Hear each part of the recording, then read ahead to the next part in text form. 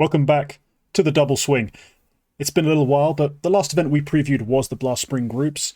They went so-so, let's put it politely. I think one of the picks, yourself, you missed, ended up performing. We got some comments for that, but I think otherwise, not too bad. A couple of my picks did come home, make some points.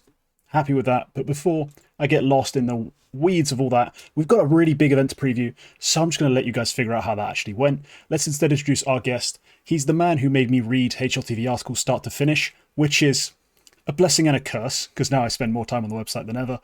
But also, yeah, a really insightful analyst, I guess, in the writing space. Nero, thank you for joining us. How are you looking forward to this IEM Cologne? Yeah, it's always a good event. It's always the third best event of the year. So they're not just there yet, but we'll go for third best. So it's always a big one. It's my first ever event, Cologne 22. First ever grand final I've seen in an arena is Twist doing that. So it's always a bit special. And I'm just glad it's not a major, because it means we get 3 events this big every year. So yeah, looking forward to it.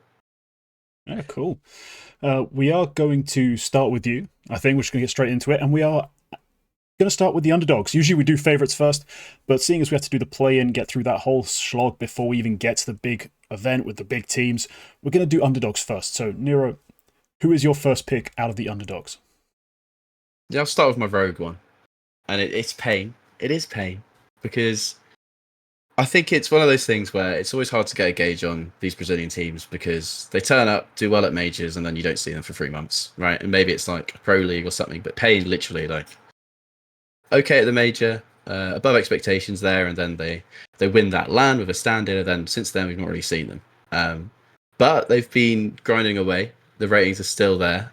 They've picked up Snow, who's the 17-year-old who I haven't watched loads of him, but he seems to be really getting into the new roles now, because, he's in Cassie playing against shitters, basically. And he's in all-star roles like Jimmy was in MOUZ NXT, and then he gets into Pain, he gets, oh, by the way, you're now the bitch. And at first he was struggling a bit, and you were looking at Pain and thinking, okay, they're not even dominating locally, because Snow has a 0.9 rating or something.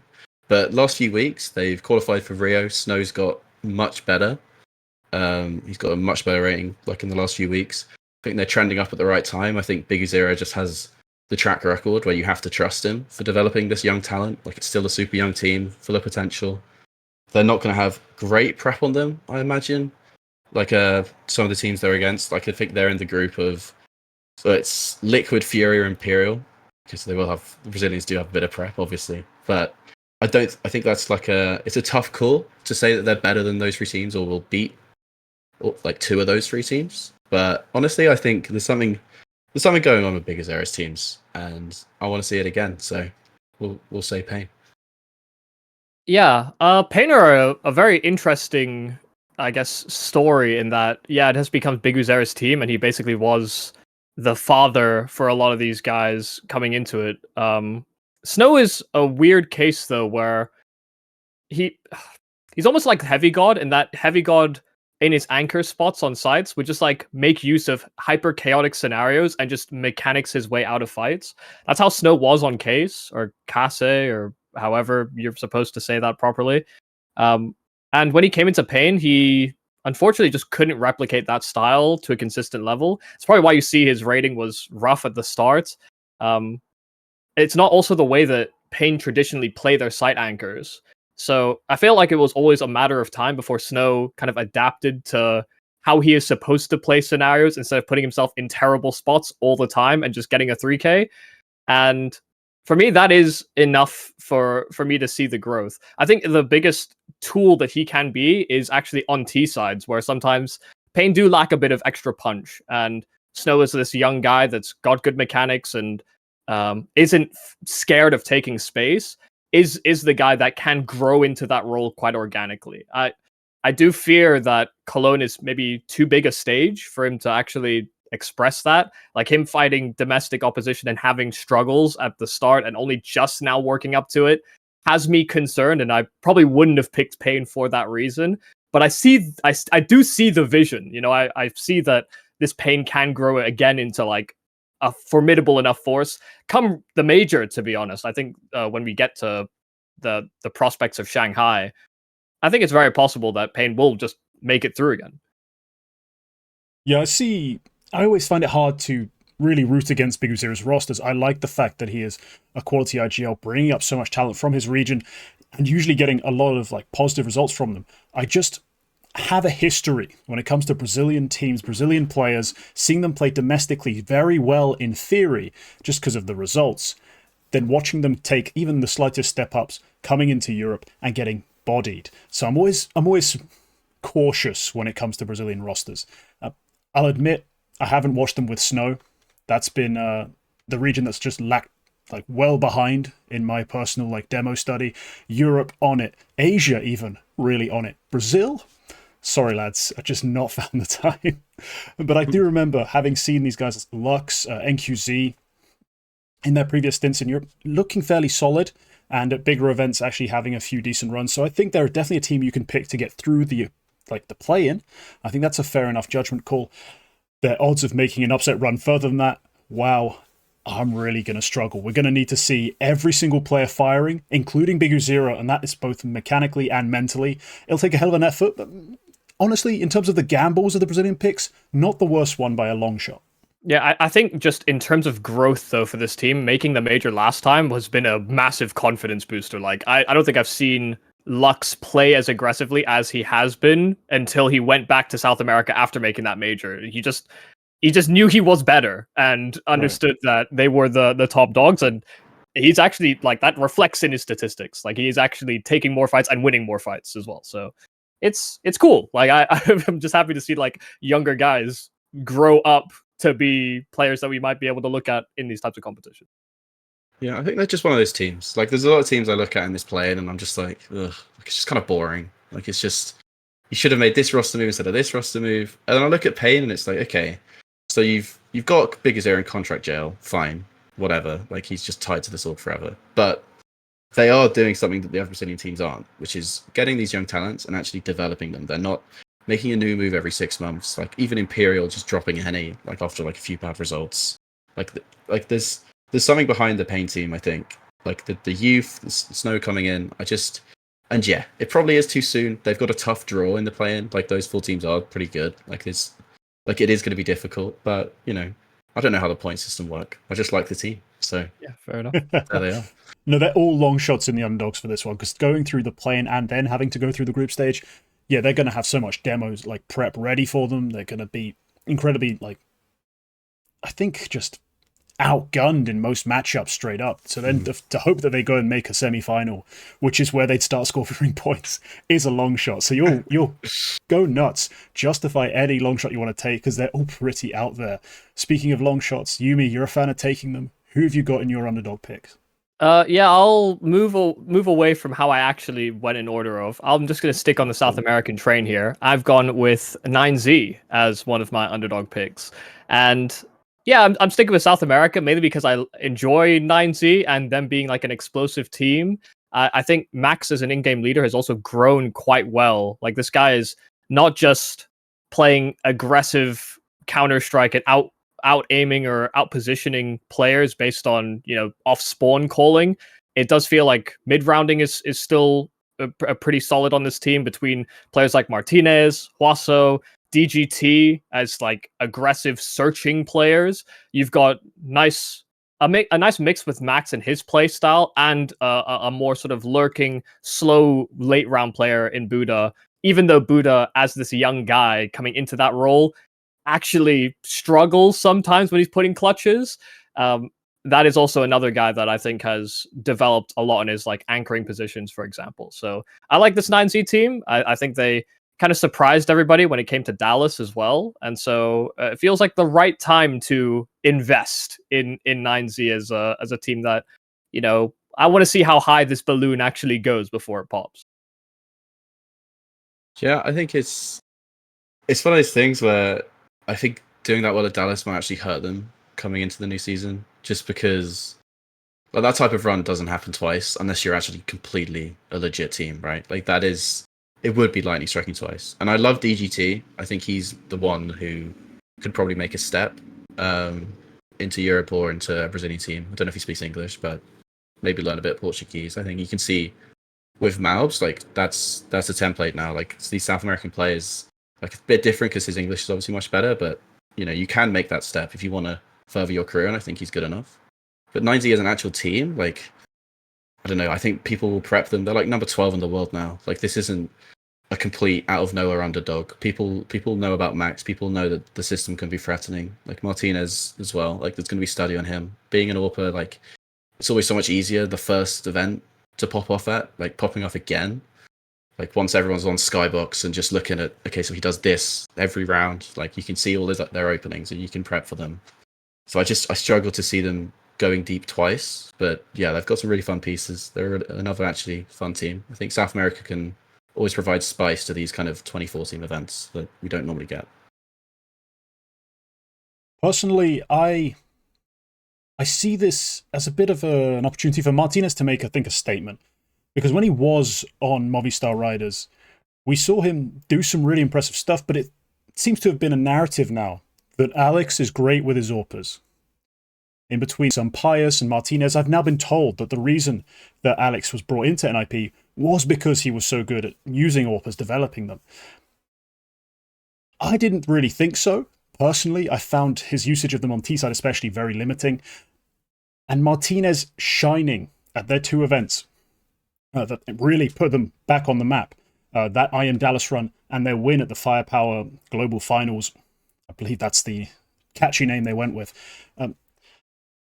I think it's proving, slowly that he is one of the better AWPers who we just don't get to see as often. He's from a bit of a difficult background in terms of being a Spanish speaker, just to make your way through the Counter-Strike scene. And the fact that 9Z are now pushing into that top 15, like the ranking may not be super legit just because it's been one big event, one smaller of LAN. It's not that larger continued sample like we've seen against, for teams like Mongolz, who've just been consistently competing against top European competition. I think I've seen enough from him to say that, yeah, this is an event where I expect him to actually deliver again. For me, this is not the flash in the pan, always going to be proven to just fall apart once people pressure him. I think he's had a good amount of pressure on him throughout these rosters and delivered massive performances. So he's not really what I'm too worried for. What I'm worried a little bit about is that Buddha character. Can he deliver something? In domestic play, not brilliant. In the international games, even less so. He needs to shine a little bit. Someone put a little polish on it. Maybe that's Max through his leadership, through his tactics, through something, giving him a little more to work with. Or maybe it's a coaching, just, arm around the shoulders, settle his nerves, get him in the game. But in any case, that's where I'd be looking. I think they just lack a little bit of late game finishing ability. You saw how close they took G2. With a few extra revs of that engine just later in rounds, I think they could have taken a map off them and really put them to the test. So that's my thoughts on 9Z. They are a little better than perhaps the narratives would have them like painted as. They are not completely false number 12 in the world. I think Buddha's an interesting case as well, because you really don't have that many of the like old school support players left in that way. Like kind of you've got Inters coming back on Cloud9, and I think he was kind of exposed a little bit on debut, like some of his anchoring. Like he just can't hang with like the star anchor meta that has developed over the last few years. And then people like Stiko are even like changing their role completely in Monty. It's like a new way to be the supportive player is like taking the IGL roles, and then you have an AWP IGL, and then Stiko is an IGL roles throwing support flashes and stuff. Like he's not lurking, because you need your lurkers to be able to wander out and win you around. You need them on CT side to be able to anchor and actually just put multi kills down consistently. And I think with Buddha, you just lack that a bit. And I think it's kind of just not really something that they can fix as well. Being like Spanish speaking South American team, like he is reliable, he is supportive. He probably makes the other teammates around him better. But it's just something it's fallen out the meta to have like a hard support like Buddha, I think. So yeah, we'll see how they do. Yeah, right. I have avoided South America like the plague, as per my prior statements that I don't watch that much, and then when I do, when I see the numbers, I don't trust them. And I've gone with, well, the favorite team of this show. Like we talk about them every chance we can. We have iconic clips discussing what makes them so great. But I have to do it. If Mongolz are available, I'm going to pick the Mongolz. There's no way around it. They are, as an underdog team, about as threatening as it gets. I mean, add to that their LAN successes over the recent months, and they're just a slam dunk pick. As a roster, their talent depth on paper never seems to go that deep, mostly because of unknowns, mostly because of players who don't shine in the stat sheet, but mechanically are all outstanding. Techno and Mouzinho, the two players really in question here, despite never being in the headlines, particularly except for occasional tweets about Techno having a 4K in his name or not. Realistically, these guys are brilliant. They are sharp, clean aimers. They come with an AWPer who is finding his feet, an IGL who does everything amazingly, and a wildcard in Senzu who can take over entire maps just through his insane balls. Like, he's got so much courage, he takes big risks, but he's got the talent to back it up in the majority of cases. When it goes wrong, it goes catastrophically wrong, but I like that. I like a bit of chaos in my game. So yes, Mongolz, they probably have the most valuable IGL outside of maybe Alexi B, a couple others, just in terms of what he can bring to a server. He is a good leader for this roster, but also an insane fragger. I don't see many reasons not to pick them. It does also help they have a pretty weak bracket to get themselves through, considering the level we've seen from Big and FlyQuest recently. So, Mongolz for me, obvious pick. So glad they fell to me. Yeah, it's kind of boring, to be honest. Oh, I'm sorry. No, from my dust, it must seem like everything I'm doing is boring.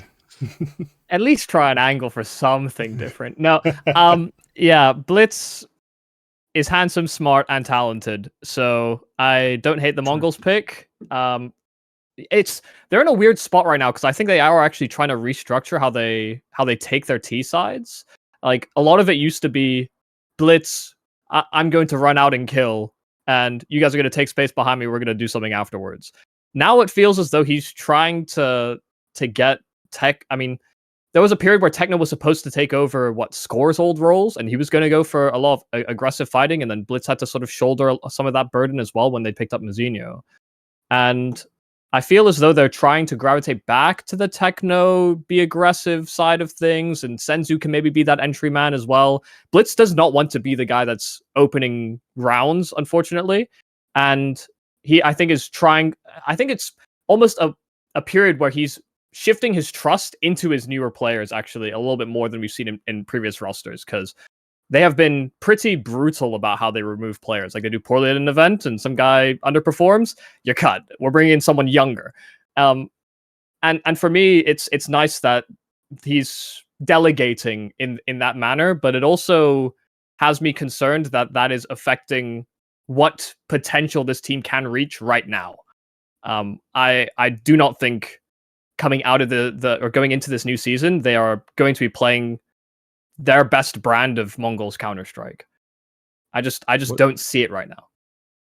What do you think that's down to? Because I was going to ask, because you guys are, you're fine-tooth combed in these demo watches, right? But I think just like, since they came back from the break, it's just not really been the same punch to them. Like, I think they've needed much more from Blitz in terms of like hero plays or something. Like, is that part of what you're saying, or am I being too limited? I think that is what I sort of noticed towards the end of last season, is that Blitz just wasn't being as, I don't know, scary. He actually used to be a presence on the server in a way that players had to like always worry about first timings consistently because Blitz was running right at you. And for now, it does feel as though he's trying to teach the other guys to do that instead of him, so that he can do something different, a little bit more back end heavy. Because if I think about who's good in clutches on this team, Blitz is probably the best guy. Late rounds, Techno can be okay. Mouzinho is inconsistent. Senzu's definitely not alive. And 910 also okay. Your prime guy for closing is your in-game leader on this team. And I think it's just about re-navigating how they space themselves on T side so that can actually happen.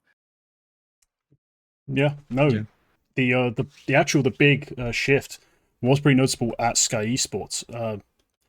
Blitz on the T side falls way down the opening kill attempt rate. You see Senzu all of a sudden like launching himself into fights, and I mean early and often. So it was a noticeable play like style shift. And you're right about when you mentioned it, I just had a thought. I thought about it, as you're saying it, like, yeah, the best closer probably is Blitz. I think it speaks to the just inexperience and the youth of the roster around him. Like, no one's there to make veteran plays. No one's a veteran, to be honest. So there's no one who can really understand every late game situation, have a feeling for how to play them. They're great when you ask them to, like, you know, tell Mazzino to walk up short and just straight contact, headshot the two people that he sees. He can do it with a surprising effectiveness. Tell him to sit in the right corner of sight, peek out at the exact right moment, because you can't tell him exactly when that's going to be. You just tell him, please finish off this round. He's going to struggle a little more. So that's definitely an issue they've decided to address. If it makes them lose their teeth, it'll be disappointing. But I do think it's in the long term better. And at this event, I still think they're going to be dangerous. They're still going to have that punch. Enough of it. Yeah. I think the weirder part is that, you know, you think about the two sort of star big name players that I guess debuted with the Mongolz, Score and Annihilation. Those guys actually were good late round types of players, but had their own flaws in different ways. Like Annihilation gets more kills on a rifle than he does an AWP, and is probably just a sick rifler, actually. He probably should have just stuck with that. And Score, from my understanding, would break system a little too frequently.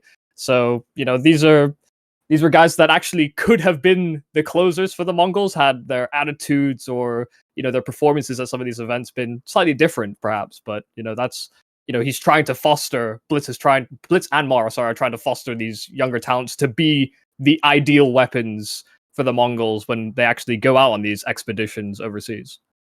Yeah, and you do see that as well. Like, even in the Compass win, like, I think that was when 910 had like quite a few clutches and maybe hasn't been able to do that since. But it's also, if you actually look at it, like, it's 910 and Senzu kind of farming, and then in the final they needed Daddy Blitz to save their ass. Like, that's kind of the narrative there, right? And then in Sky Sports that didn't happen and they lost to like 3D Max. So what?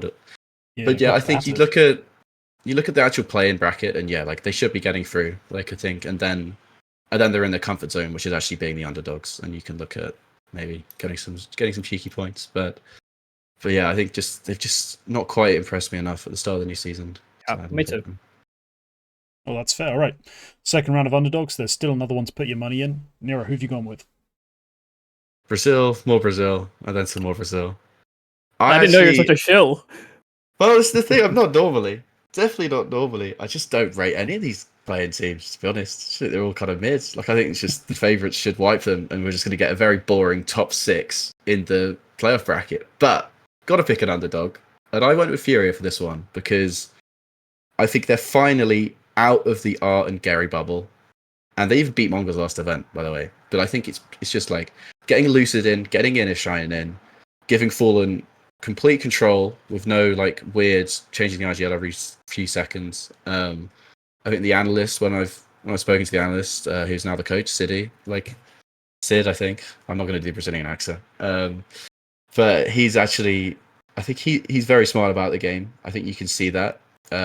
Maybe he backscores a bit too much, but I think this new system where you have Yuri as maybe the Stown to Fallen's Cadian in those kind of roaming trading roles, I think that's worked really well for Yuri, who's struggled a lot, but he's back. He was really good at Esports World Cup.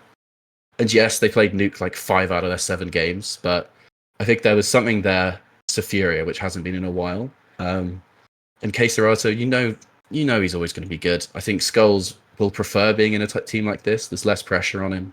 He can play sites with Queserato a lot on CT side and just learn from him as well, because he's taking a lot of Queserato's old anchor roles, actually. And then Queserato is taking more rotation. So I think there's firepower there. But yes, obviously you can point to it, and Fallen is not a great AWPer. Cello's been trash in this new lineup because he's pure Yakinda, the only aggressive player on T side.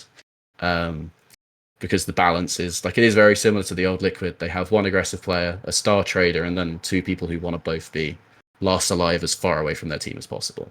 So it is kind of that same structural issue as the KD and Liquid, but I think compared to the rest of the playing teams, I think there's promise here. There's promise here, and I think the European style of play will actually help them a lot. I think these new analysts are going to help them a lot, because 2 people, like most people have one working like 18-hour days. Having 2 people working 24-hour days, then you never know. You might even beat Imperial. That would be great. Ooh. What a feat that would be, wouldn't it? Beating Imperial for this Furia team. That'd be insane. No, we've never been able to deny, I think, the top end talent on Furia.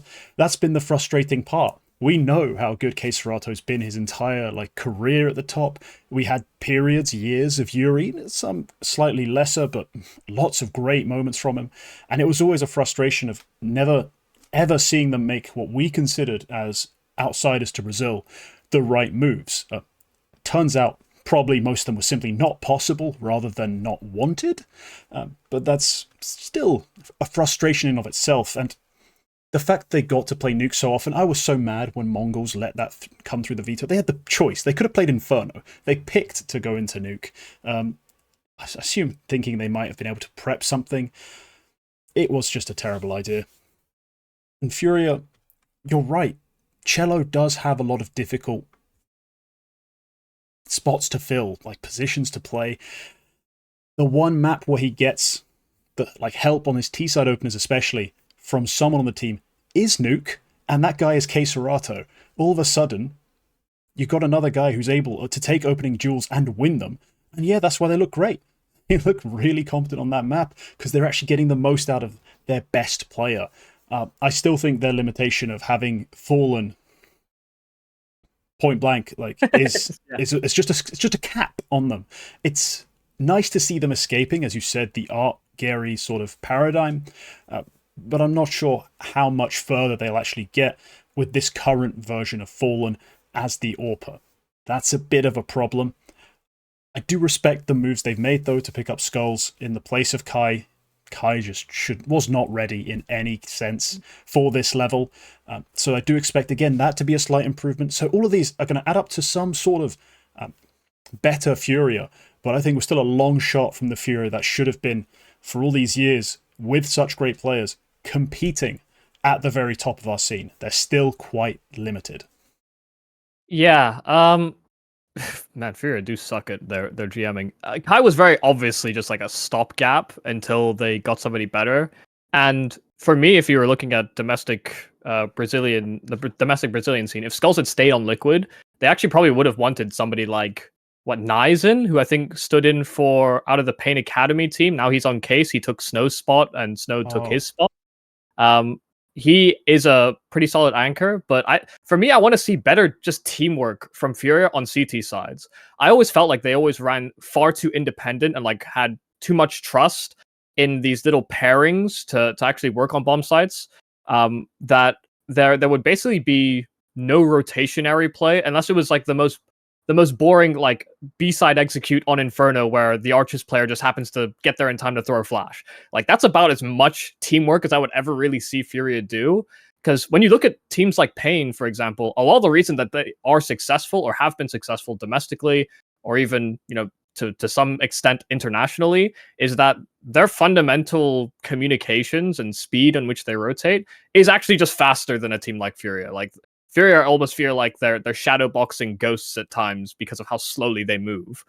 And for me, that's the biggest indicator I'll see about whether or not these analysts are going to impact this Furia team enough. Because I do back the move to have more resources dedicated to improving your game in a way that is more analytical. I just need to see that reflected from Furia in server, because I think Skulls is good enough for Furia to be good. I think Fallen is good enough to be to actually win with Furia. Maybe not at a Cologne, but they should actually win a tournament, aside from ones that happen to be based in Finland for whatever reason. Yeah, it's just always the thing, isn't it, with Brazilian teams, is you can only get so excited just knowing how hard it is to actually get anything close to the best roster on paper together. It's just Bigu's going to be stuck, Insani's probably stuck, KSerato's definitely stuck, and you're never going to get them together, and that can be frustrating. But and the AWPers as well. There's no solution to the Fallen thing, because pretty much all the AWPers no in-game leaders. You can stick Vinny on there. What are we doing? What are we doing? There's no AWPers, there's no in-game leaders, so you just stick to Fallen until his legs drop off and try and make the rifling call work. And I think honestly, with the help from the European analysts, I think there could be something there. I'm more high on them than I've been in a very long time. The cursed part about South America is that Fallen is still the best AWPing in-game leader that Brazil has ever produced. Yet there are a lot of AWPing in-game leaders in Brazil, and none of them are doing that well. Yeah, they're all trying. It's strange fixation, but well, they won't listen to us. They probably won't fix that for a long time. So we'll continue with our frustrations. Yumi, you've got an underdog to announce to us. Speaking of frustrations, the team that decided Skulls wasn't good enough. Yeah, that's right. I've gone with Liquid. JKS is in, and Ultimate is.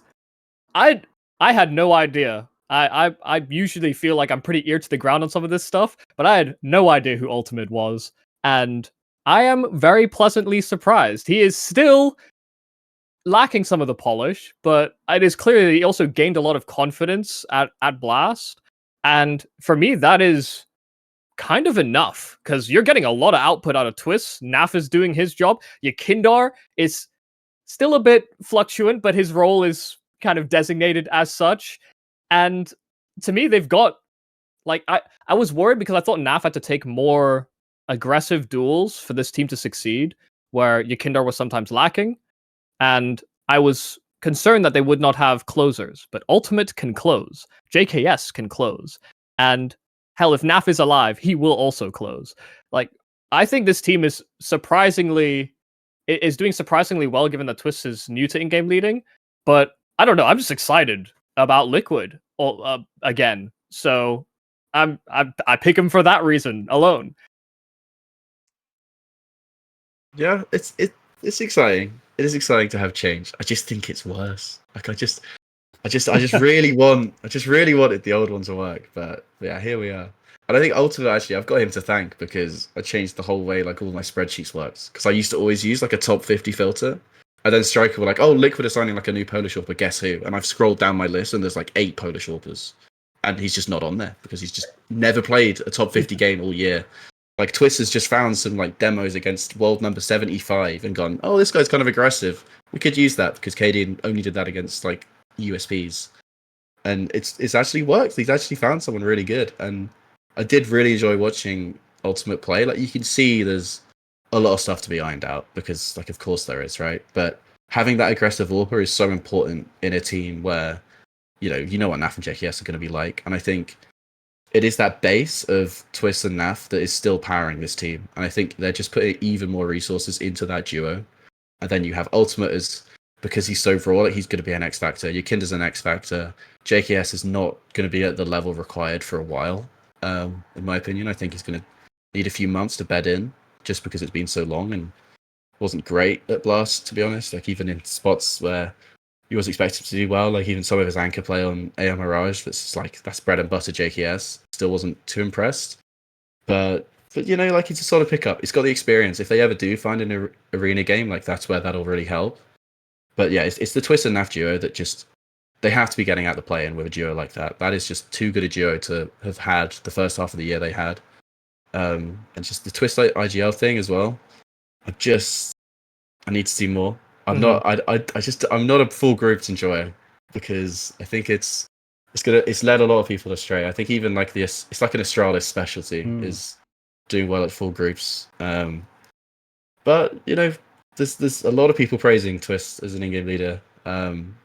So I think we just need a bit more time. Yeah, one of the teams that never really did much, but always did well at these group stages was OG, actually. And it was kind of the only event they ever really did good in, and then they got to the finals and they'd always suck. So I understand the hesitance for the groups, because it's always the first event coming out of the player breaks, and we always see it as a bit of like a warm in to the rest of the season for everybody. So some teams are taking it way too seriously, and some teams are like, guys, we're just going to ease into it, get back into Counter-Strike, and they get back into like practice schedules. So I understand the hesitance in that respect. For me, it's just Ultimate. It's like I mean this in like the best way possible. As a rookie, he's like the Easter Island Stonehead, where he is winning like, or getting a 3 or 4K in a round. Everyone's hyped as shit next to him, and he's just there like, Yes, I did my job. I'm going to do something else this round.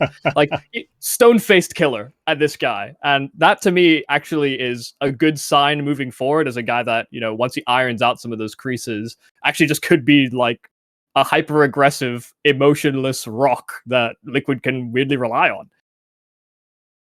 Yeah, I think that's exactly what they need. It's exactly what they need is some zoomers. Some zoomers who don't really care what's going on, because that was the one thing in the old lineup. It was a bit old. Like, you had Skulls, but he's not that type of personality that was going to take CS2 by storm, I don't think. I think you kind of want someone who is a bit out there.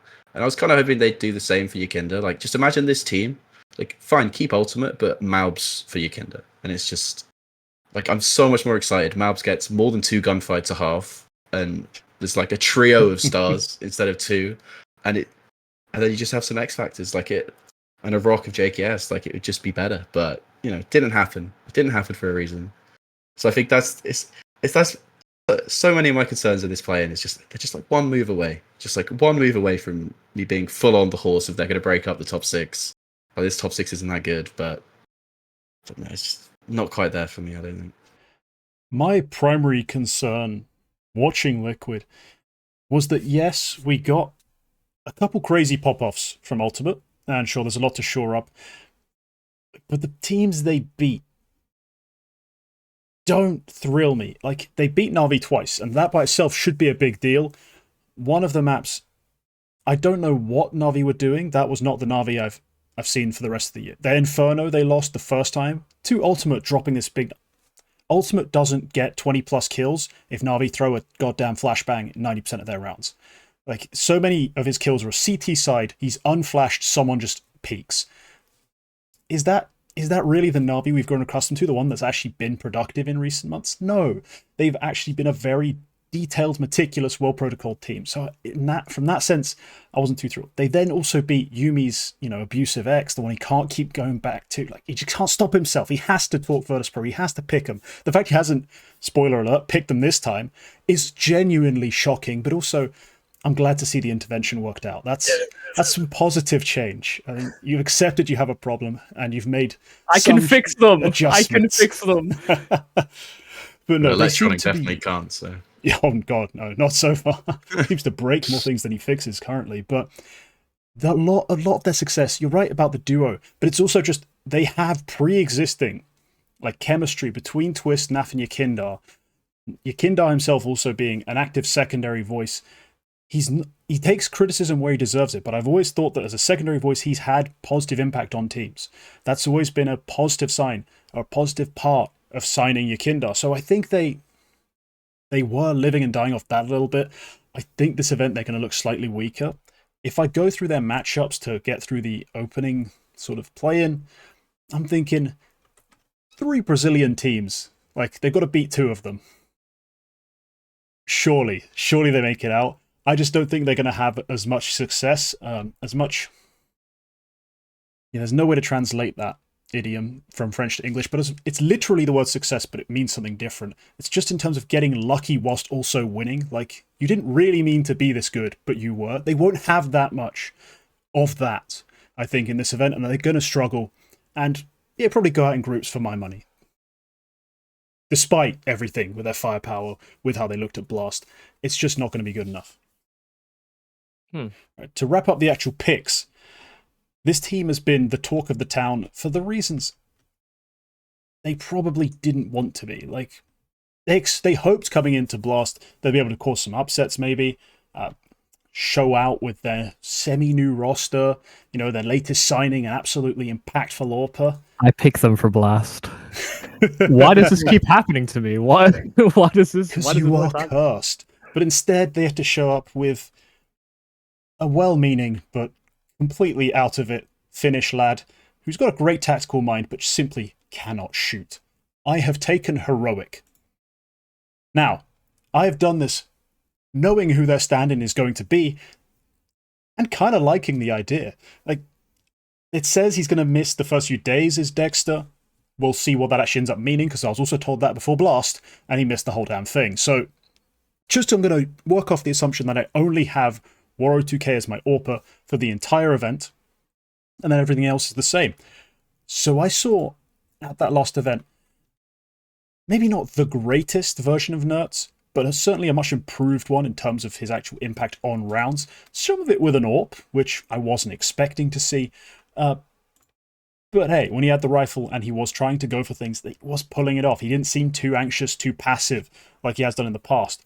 We still got, for my money, a decent level out of Shush and Tesses. I think if we got the best version of them that we'd ever seen, like we've seen some really great moments from them in the past, they might have been able to actually make another upset happen. But no, not quite as explosive as a duo, but still a solid level. Kixan, his calling's been solid. He's been one of the biggest like rising stocks, I think, in the scene, just as a young guy who's calling, who's having this much success. All in all, the pieces are all there. Now you take that, what's his rating? I've got the numbers here somewhere. Yeah, 0.67 rated Saw out. You plug in an AWPer who, for better or worse, thinks a lot of himself and has a lot of talent. I think this roster is primed for an upset run. It does help that they opened their event up with MIBR, then what? Maybe 3D Max? I think they should take care of business easily, go into the groups, and again be a massive threat for upsets. This time with an AWPer. I'm loving a heroic pick, and they were part of my first round of picks for a good reason. Don't need a second favorite. If I can have a team this scary as an underdog. Yeah. You go. Yeah, heroic. I don't know. I actually hope for Woro that he can justify himself as an individual player, because being left out of Monty when, by my metric, I think Hades is a worse AWPer than Woro. I think Woro is a much more complete looking player, maybe less tested at like tier 1 sorts of levels. But I think consistency and growth, I think Woro is a much better player. So for me, I want to see this guy actually basically emulate what Dexter should be doing, because Dexter was an aggressive type AWPer. Woro always liked going for a little ego challenge, maybe a little too much so at times. And so in a lot of ways, maybe we're not going to see NER0cs be as aggressive as he was at Blast, because he probably is somewhat compensating for Soul, as opposed to that being the shift in their playstyle. But if Woro can come in and actually slot into those aggressive peaks, then you're going to see a heroic that actually, can just basically rely on Shush, Tessus, and NER0cs to destroy the rest of the round for you. Like, you don't need Woro to take over games like he used to sometimes have to do with Monty. And in a weird way, that's going to almost be like a weight off of Woro's shoulders. As much as he has been teamless, he also doesn't have as much responsibility to this team to succeed. It is just about like marketing himself as a guy that can play internationally, can play aggressive, and can AWP to a decent level. And I feel like that's a great pitch for him for this Cologne to actually do well. So yeah, I mean, I actually wanted to back heroic, provided Woro can actually make it as well. But I feel like every time I pick heroic, they're not playing with who they're supposed to be playing with. And even with the announcement that Woro was going to be there, I still didn't trust it. So I have trauma. I do have trauma, but I don't hate the heroic pick.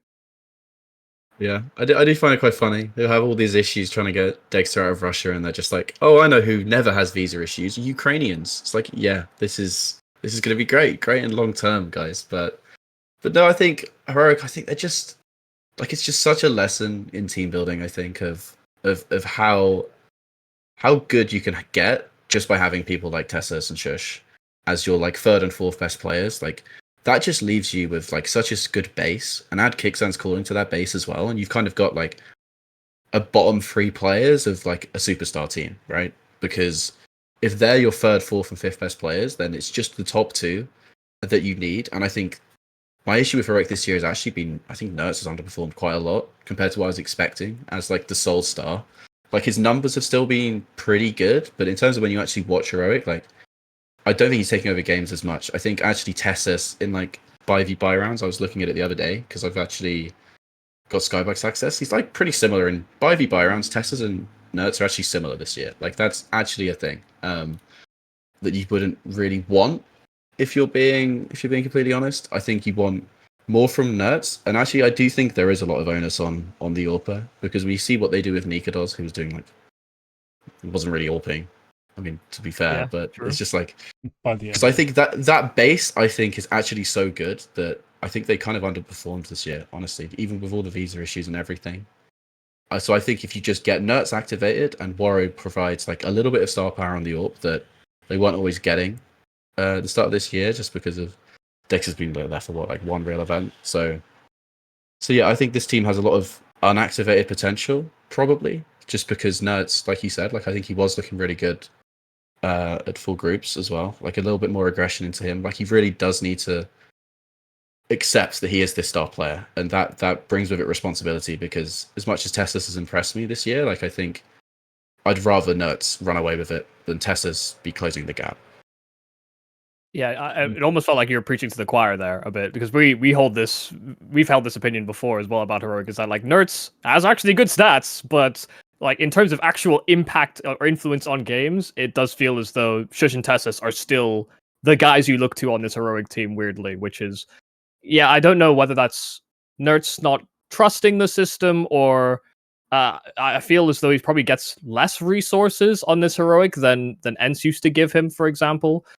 But he also just has such like a good mechanical ceiling that he shouldn't probably need as many resources as were levied to him on ends, because the guy would hard swing entry into 2K or 1v2 clutch so much with that ends team that I don't know what resources or what space he actually needs to fulfill his duties on this Heroic team. It doesn't feel like it should be a lot. So yeah, I do agree. That's a great way to put it. The idea that this team has a lot of untapped potential. That's actually a great way to sort of sum up my feelings on it as well. I mean, at this point, I think I could look for a snappy team and get decent numbers, because apart from Valda, like everyone else has just been in like career peak, honestly. Yeah, one of the most favourable roles probably in the scene, but that kind of wraps up our underdog picks. That being said, there are how many others left? There's, well, I can't even do maths right now. There's 16 total. We've picked 6. That's 10 left. Is there anyone else that yourself, Nero, really want to highlight just to talk about? Maybe don't think they can necessarily do a lot, but maybe they pique your interest more than these boring like picks that I've made. Well, what's the thing? It's the reason they didn't get picked, because they're boring as well. I think it's complexity. You're looking at from the top of the play-in, like it's just like, what are we doing? I think Elise just started emo tweeting. I don't know what their comms are going to be like, but I think we're approaching that point of just a bit fed up with it all. It seems like there's only so many events you can play this well, but just do nothing at. Like genuinely, like so many people are assuming that he's going to be top 20, but he just plays like 6 maps every event. Like it's going to be hard for him to get top 20 with that team. And they're playing alternate attacks, and then like, so you see, like I think they should get into groups. It's just they're hard to get excited about. I don't know if maybe it's hard to be a pro complexity guy. I think it's just been too long without a roster change now, I think. Yeah, they are. It's the debate really raging of what exactly that roster change has to look like. I mean, for a while I was always just thinking, I mean, I'd either change up the leadership core of the team just to shake things up. I'm not saying that I think JT and TC are a bad IGL coach duo. In fact, a lot of people would argue, and myself, I probably would concede the point. They're pretty good. It's just the team feels stale, and I feel like they need a change of approach if we're not going to just cut 2 rifles and be done with it. Like, Grim has actually been serviceable relative to roles. I was doing some checking up on the most useful resource in all of Counter-Strike, that tableau of positions. On CT sides, holy crap, is Floppy underwhelming. I was not aware of that. I honestly thought he's got tough roles, plays slightly below them, but at the end of the day, I just don't think he's as good as he's preached to be, and that's my biggest issue with him. Turns out he's playing far below semi-okay roles, which is honestly horrifying. If I'm a guy who's betting on complexity, my bet for a long time has been Floppy is the next talent to come out of North America. It's been a while now, but that I've been saying it's not quite the case. It's definitely not the case. So yeah, the roster does need changing. I think Holzerk and Leash are the two names you say definitely stay. JT's probably next up on the keep list, and then look for some riflers. Maybe go international and leave North America. That's the hardest part to pitch, I think, but I don't see a solution otherwise. I think you keep NA. I think it's kind of an obvious solution if they want to do a buyout, and maybe they'll start after a major. But I think Grim and Floppy, both of them, just been underperforming their spots, honestly. And I think you just slot in Swisher and Rack. Just do that if you can do it. Like just slot them in, like that fits. That actually fits role wise. I think Wreck is just a better version of Floppy. I think we've seen enough now. It's been like 4 years since Colossus. It's just not that player. There's also JBA who could probably slot on for one of them. And like it's always hard with NA. But yeah, you want to keep the core. You want to keep the easy ranking points and the RMR and stuff. But I still think there's upgrades even within the region for what Floppy and Grim have put out the last few months. Yeah, because even when J2 was playing well, it always felt as though Elysian Holzerk were bailing them out of rounds, and I don't even rate Holzerk that highly. I think that guy as an AWPer could still be replaced, and to be honest, he's just a good rifler. I think he positions himself pretty well. That's my biggest problem with him on AWP is he'll position himself well, miss the shot, and then it's heavily compromised round. So yeah, I hate that I'm not excited about Complexity. Even when they were at the top of their game, I was hesitant because I thought there was still upgrades to make for them to retain that type of position. But if JT isn't going to have a good impact on sort of entry positions, and Floppy and Grim are going to not live up to, star-ish level potential that has been touted about for several years, then yeah, you do. I do agree. You just have to go searching elsewhere. I don't know if I fully believe that there is another in-game leader that could actually offer enough of a shift, like in the domestic region or even internationally. I feel like it's almost too much of a risk, given that JT-TC combo you'd have to sign a new coach as well as a new in-game leader, and you wouldn't be sure if they would both come from the same organization or if they'd even fit together or whatever. And I feel like that's almost too volatile for a Complexity to approach. But yeah, I think there are changes to be made. Yeah, and on the change front, if we are looking to riflers, I think, again, this is in a theoretical world where Complexity actually can go and make buyouts, which I think for me is the reason why I don't approach this conversation too often, is because they just, I don't think, can go buy out players. But the combo I'd go looking for is, firstly, Jaber. That kid is good. Like, mechanically, clean, positionally sound, plays some fairly tough spots on wildcard. His roles are shifting to, I think, slightly more supportive now with their new additions of Susp and Fuzi. But he is, like, for the roles he plays, the eye test is outstanding. And then the other guy, I feel like sometimes gets forgotten, but was the only part of EG that didn't make me, want to hop off a bridge in Minecraft, was Hexed, or HexT, however you're supposed to say it. That guy is an actual aggressive rifler from NA with talent who's American. Like, we saw M80 stand-in have Lake come in, who's a deep pick if you know your NA scene in terms of like guys who are skilled and aggressive. But I think Hexty is more of a just sure pick, and I think that might be the duo you'd have to go for. Buyouts required, though. That's always the limiting factor. And, well, we'll see if Jason Lake can make those sort of things happen. All right, Yumi. Is there anyone else who piques your interest? Someone you didn't bring up? I was going to just say FlyQuest, but then also, they still have their issues with Alistair and not trusting system and just overswinging everything and missing a whole lot. I just want that to be fixed. I think I said that before in a previous show. I just want that to be fixed, and then this team actually could be quite threatening, because I think Vexlight's exciting, Inns is very, very good, and I don't think Dexter is calling a terrible game. So it's... yeah, just FlyQuest. I thought I'd just give him an honorable mention. I don't think it even really needs to be discussed unless we have counteractive points. Just shout out the Aussies.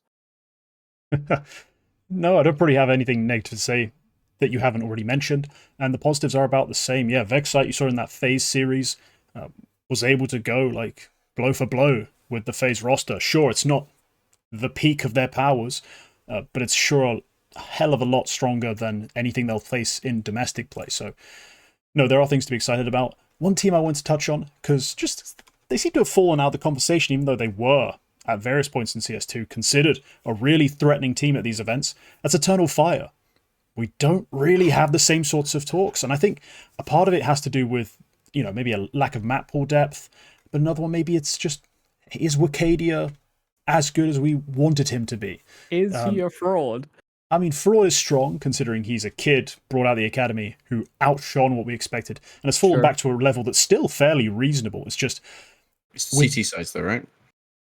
Yeah, there's some problems just lingering in the team structure, and I think in the way they play that limits them, and I wish we still had them in the conversation, because Xantares is a player who historically has been maligned by his need to go play in Turkish teams. Like, he's just been kind of stuck there. And I wish we could see great players play in great teams.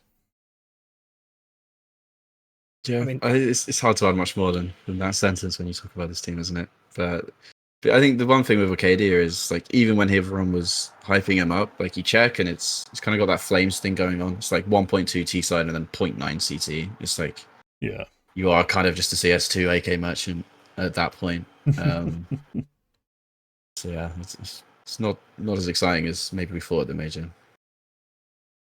Yeah, I mean, I've got nothing really to add. I'm not excited about this team because I feel as though their ceiling right now is top 8 at any event, and their floor is, I mean, just bombing out. Yeah, just straight home. Yeah. I mean, top 8, to be fair, wouldn't be that bad at Cologne, would it? Oh, I mean, No, yeah, they do it at Cologne though. Yeah. It's a tough draw as well. Like Falcons, like as much as their average age is like 48, like it's. Yeah, like you've got to beat Falcons and then Complexity probably to even get into groups. Depending on their lower bracket draw, like that's kind of tough. But yeah, when are Falcons going to cut one of Dupree or Madden, by the way, and just end this? Like just any child, like just any 15-year-old out of a Russian LAN cafe, just please. Just use some of that, pool of money to go buy someone better. But they already spent so much. We know who's funding them. They got more. They've got way more.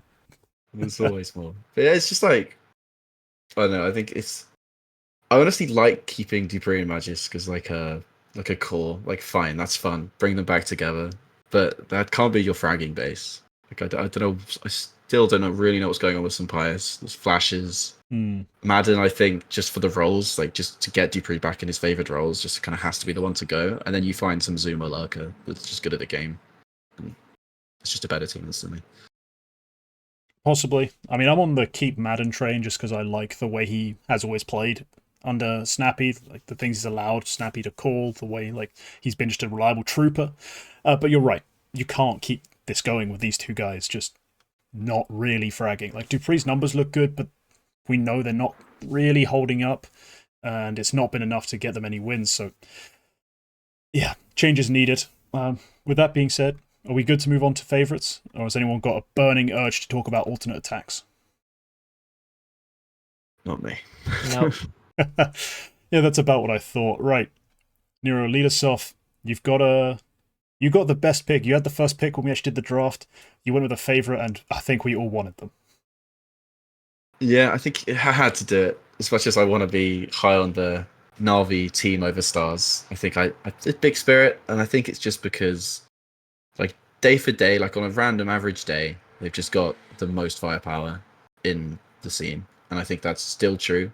I still think that's true. I think it's the 1-2 punch. I think teams often you can worry a little bit less about your third star than some people can. I think it's about the 1-2 a lot of the time, and I think with Shiro and Donk, like that's just you're just not beating it. You're just not beating it. And maybe a snap tap Nico Manus he can, but other than that, like without the cheating keyboard, I still think Spirit. Although that is a concern actually, because none of them use it. So if they have a bad event, it's because of the cheating keyboards, not because my pick was bad. Just get that out there. Yeah. But yeah, this is still a Donk team, and I think he had that bad event and everyone's overreacting. It's still Donk. The system is still so good at setting him up for this success. And yes, he's not going to get a 1.7, but that's fine. Shiro is in a world of his own. And when it comes to passive AWPing these days, I think the AWPers that are better than him are the aggressive ones. I think in terms of passive AWPing, he is the template for how you can still do it in CS2. Xontix is the modern Magus for me in terms of a third star in tough roles that can actually just overperform them every time. I think the choking concerns were mainly based on like him being ill, to be honest. Like he's like we were at that event and I was watching it with like the spirit manager and he's just like, yeah, like he's just fucked. Like if he gets more than 5 kills this map, I'm like super proud of him. Like it was just that quarterfinal should not be how you judge Xontix. And I think aside from that and like a few jitters in Kato, he's been solid. And then Magix for me still overperforms considering he is in like the kind of Norbert role, right? Like it's just he's the one that sends the wolves because Chopper wants to throw flashbangs and gets some eco frags. So it is Magix overperforming as well. But I just think they've just got a team of just players that overperform what you expect. And I think that has to be down to Hallie as well, who wasn't at full groups, which is another thing. It's like maybe a bit of I don't really know what that was about. At least the first game I watched, like there was no Hallie behind them. So I think that would be a big loss. But yeah, they're favourites for a reason. I think they've got, for me still, I still think Donk's the best player in the game. And I think a lot of people still are going very high on the m0cs thing. Oh, Zai was going to come back. And it's like, no, this Donk dude is just, it's different. He's doing it on a rifle. And he's doing it in a team where, you know, he is expected to. And he's still so young. So young. So I think maybe people, because Spirit miss events, forget about them a bit and maybe forget just how good they can be. But I think at Cologne they'll be back. They'll be prepped for this. They'll be ready. Yeah, I think as far as the 1 or 2 conversation, it is just like what you value essentially. Like you're saying it's because he's on a rifle, you know, he's in a high impact position in that like you can basically just win a round off of like a good entry, right? But m0cs is probably the more complete player, like a guy that can clutch, that can rifle, that can AWP, and has kept his team afloat when it's been in turmoil. So I understand, well, like Donk is on a team that is. I agree with your phrasing of things. These players that are exceeding expectations in their roles, but that also does serve to prop up Donk as well. You know, sometimes he's getting those entries, and if he had slightly weaker teammates or teammates that were underperforming in some of those spots, you'd still lose rounds. And you know, we maybe wouldn't be talking about Spirit as this team that can win trophies. Instead, we'd be thinking about who do they get, what's their replacement, and you know, Copenhagen was. Yeah, I think that was a bit of a dark mark on them. And for Xontix, I mean, if he's ill and if he's not crumbling in like mentally, because I think Magic's even had this interview about, you know, all the problems we have are all mental. Yeah, I mean, this team has a lot of firepower. They play good, compacted, aggressive Counter-Strike. And yeah, I don't know, Donk's hella exciting. But I do think it is all about who wins more tournaments at the end of the year. If we're going to really talk about like number 1 versus number 2, that is essentially what is going to matter. And well, Donk's won Kato and what m0cs won Dallas with Stewie 2K. So I would weigh Kato higher, but you know, when we approach the end of the year, that's up to HLTV. Just think m0cs, like I think the one thing I think people watching m0cs, you can tell, right? You can tell this is Super Saiyan level, and I think he's just sometimes for me, like it's bonkers to criticize like a player like this, Sure. right? Obviously bonkers. But we're talking about the top 3 players in the world. I think he is sometimes too much of a moments player. I think you can watch a highlight of him and you can think he dominated the whole map, but when you're actually watching, like it is kind of can go quiet for a few rounds. It does take shots too fast that, you know, Shiro never misses and they just win. They get a 5v4 and just convert it easily. Like he is going for these flashy plays and we love that. I don't want him to stop that at all. I just think when you have someone like Donk, who is like, someone in my Twitter replies used this phrase once, like he's like just an accumulator. He will just get 2 kills every round. 2 kills. And you don't need 4 flashy AWP kills to win a round. You literally, like, it's like 1 kill, 1 entry, that's like 70% win rate. 2 entries, it's like 90% win rate. And that's all that Donk gives you every round. They're set up to be as efficient as possible to get Donk easy kills, either trading people or entering with really good utility, or some really smart default openings, and he just gets what he needs, and they win the round. And it's crazy to say that he's not that flashy, but obviously compared to MOUZ, he's not that flashy, right? I think on an actual like eye test, like it is sometimes his movement getting him these kills, and it's not as flashy as MOUZ, but I just think he's consistently super efficient with his rifling, and I think that just gives you more win probability sometimes than MOUZ having to play hero ball on the AWP, which is maybe a little bit spicy to underrate MOUZ like that, but I just think in that clear 1-2 battle, I think MOUZ has to do more within the G2 team than Donk does. I think it's more of a strain on his abilities than Donk's. Yeah, for me, it doesn't actually feel like that much of a conversation when I lay out the year in front of myself. Like in the moment, when I do, as you say, see the moment from MOUZ, I see, as you so well put it, Super Saiyan. Like he does something that should not be possible. He tries something that should not work, and he pulls it off. And I immediately get almost like enamored with his play. I forget that not only has actually Donk won 2 big events this year, he also has just racked up what I consider to be easily the most important kills at an alarming rate. He gets openings, he gets not opening kills in terms of the first kill of the round, but he then gets those key trades or those key frags going into bomb sites or late round making those exchanges that just keep the numbers in your favor. The things that make you win round after round after round, not just a round in a moment. So no, for me the conversation is pretty not done, but it's comfortably in the favor of the most impactful rifler in the world. For me, that's a pretty big deal. That's always been a big deal. And the fact that we have in the past seen like NER0 get outdone when he's had these crazy impactful years doing exactly what I'm talking about, maybe not exactly the same way. The reason he's outdone is because he's had ahead of him AWPers who have outstatted him across the board in every other dimension. Like guys who have, like Simple, had years where he's won over 100 clutches on LAN pretty much. Like these are crazy things that just kept him back. Donk this year, I think, is taking one back for the riflers just because he's not just getting a couple openers. He's then picking up a frag every round, doing this over and over again, extending his singles into doubles, into triples. He has been a machine. So Spirit, to touch on the team more broadly, have found a more complete way to play outside of just Donk, which was their entire strategy from top to bottom at Katowice. It was Donk's going to be set up a little bit, but then he's also just going to do some bonkers stuff off the back of the little setup we gave him to go win us round after round. They showed us in the Blast finals in London, Chop can outcall people, Zontix can deliver on stage, and Shiro is still so goddamn reliable. Hit rate through the roof, does the right thing in the right moment, always knows the right play and typically goes for it, never does the silly risk, never no-scopes his AWP, drops it for an AK to swing into a 1v1 to win a clutch, MOUZ. He does just the right play every time, even if that does mean saving more than perhaps a spectator would want.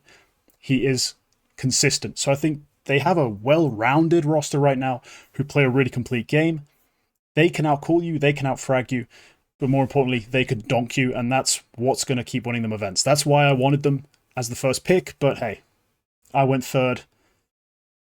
We'll get to my pick later, but I'm still happy with it. It's just Spirit were the ultimate number 1 pick. I think the most important thing about Donk really is that he's just not like... We've seen so many entry fraggers before, or like the archetype for the entry fragger was always brain dead, mechanical, shoot head first merchant. This guy actually does have like good CS IQ, and he has clean movement. His mechanics back it, and the team has faith in him. Like I never had to worry looking at Donk's POV that he would get 2 entries and then immediately just knife out, run for space. Like this guy understood what his objective was: take site, control it, limit possibilities, and then move on. We've won the round. You know, he almost isn't like a greedy entry fragger in that sense. I feel like there's a lot of players that come up out of either like the academy leagues or like tier 2 circuits that just go, hey, I got a couple of kills, why not go for even more? And that's not Donk. So listen, I don't really care who wins what number 1. I just, you know, there's a conversation there is all. I think Spirit deserves so much credit for that as well. Like so many teams would, like, finding a superstar like Donk is not really that hard. It's just getting there first, right? But I think actually developing a system where it is all about those efficient 2Ks, I think that is literally what is Spirit's bread and butter, and there's not a better way to do it than they're currently doing for Dunk. And I just really like that. Yeah, I mean, Alright. let's not pretend he's the perfect player. There's one thing I need to throw in. He hasn't quite. There's a little art that made Nico such a great player for so many years, which is, oh, my entire team can do whatever the hell they want. Leave me in this acre of space where usually 2 CTs are playing, and I'll find a clean opener. Just using my understanding of the other team's util sets, knowing the timings, the positionings, when I can just walk and when I can't. There's a certain intuitive playmaking. I don't think he's quite there yet, as a solo, like, just force on a roster. But hey, what is he, still like 12, 13? Like, he's got years and years and years. He'll get there eventually. He'll be that guy, I'm sure. Bro is not 13. He looks it. He just never has to be on his own, though, right? Like, he's never on his own. Like, it's not like Nico where he'll take the space and then lurk. Like, he's just not on his own. There's always someone in front of him helping him out. Yeah, but it's an art that I think does allow your team to have more options, and I think he needs to. Eventually, he'll need to, I think, develop that. But for now, if they can just keep winning tournaments without it, who gives a shit, really? Who cares? It's not that important. But next favorite, I think, speaking of kids, Yumi, you've made a bold pick. Another one I'm a big fan of. Foster's home for imaginary friends. I've gone with MOUZ. Yep, it is more youngins. And Brolin that has joined this team that I'm actually very happy about. Yeah, I think MOUZ just play they are the modern day heroic in my eyes. Like, everybody does their job. They are a proactive CT side team. They don't mind taking space. They've got Jimmy as a star player that I will almost always somehow forget about, like Jimmy and how consistent he is at getting sort of multi-kills for this MOUZ team. But that's because everybody else actually is able to step into that role quite nicely, whether that's Brolan, you see games where Xertion is able to do that in sort of more proactive positions. Torji is probably the more outlier player in that I don't really have a clear read on what the Torji's identity or what kind of like potential he can offer this roster long term. But he is performatively the AWPer on this team and doing a good enough job that everything else just really slots into place. Like, I actually do think this MOUZ team, it is just all mental about whether or not they win a tournament, because I think they've definitely got the talent on this roster, and they're structured nicely to do it. It's a step behind Spirit in that it's not all just, you don't have that one guy you're always looking to, but they're happy to sort of trade positions and I think be a bit more dynamic than Spirit actually can be, which I think is maybe MOUZ's biggest strength, is that they never stick to one philosophy if it's not working. Yeah, I think it's just that for a while the conversation was this would be the best team in the world if they play the same in groups as playoffs. But I think the last few months, honestly, I think you have to throw a bit of ice on that fire. That's not the same. You know what I mean?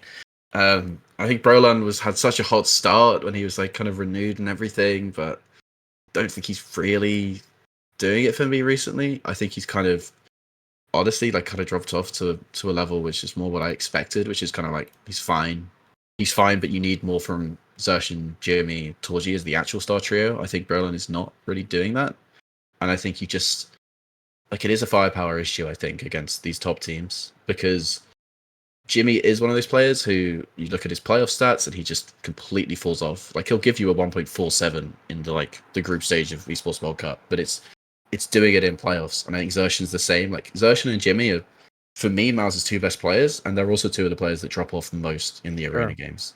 Of anyone in the whole, and it's not a sample size thing. Like, most players, you look at their playoff stats and you're like, oh, they suck, but it's 6 maps. The MOUZ have 40 on CS2, and Xertion and Jimmy are just below average players in those games. So I just think it's hard for me to see them taking the next step. I think I would have liked to see, in hindsight, I probably wouldn't have wanted someone like Brolan. I probably wanted someone who's more like an actual bona fide star player, because then Jimmy can be, because you could look at this structure and you can easily see okay, this is actually Astralis 2018, right? It's Jimmy as Zipix popping off, and then Xertion's Dupree popping off, but they don't have that star rifler.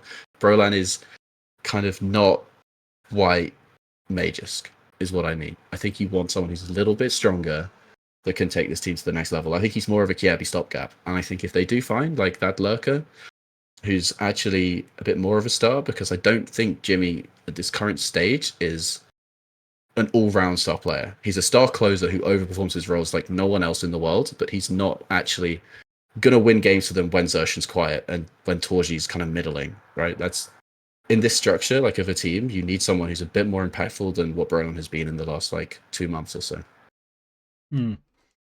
Yeah, for me, you're definitely right. The part of them like falling apart in the playoffs, the big liabilities in that sense are YouM3 and Zershan, who are so damn good in their group stage play, and that's what's really frustrating. YouM3, for a guy who is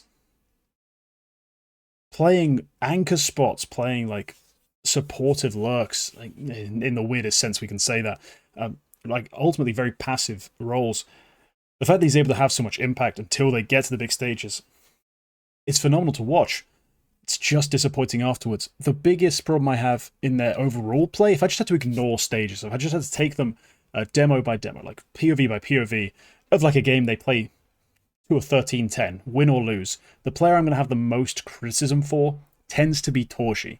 Now, he's going to do a bunch of stuff that I really like. He's going to have creative ways to get into picks. He's going to have ideas for aggressions on the CT side especially.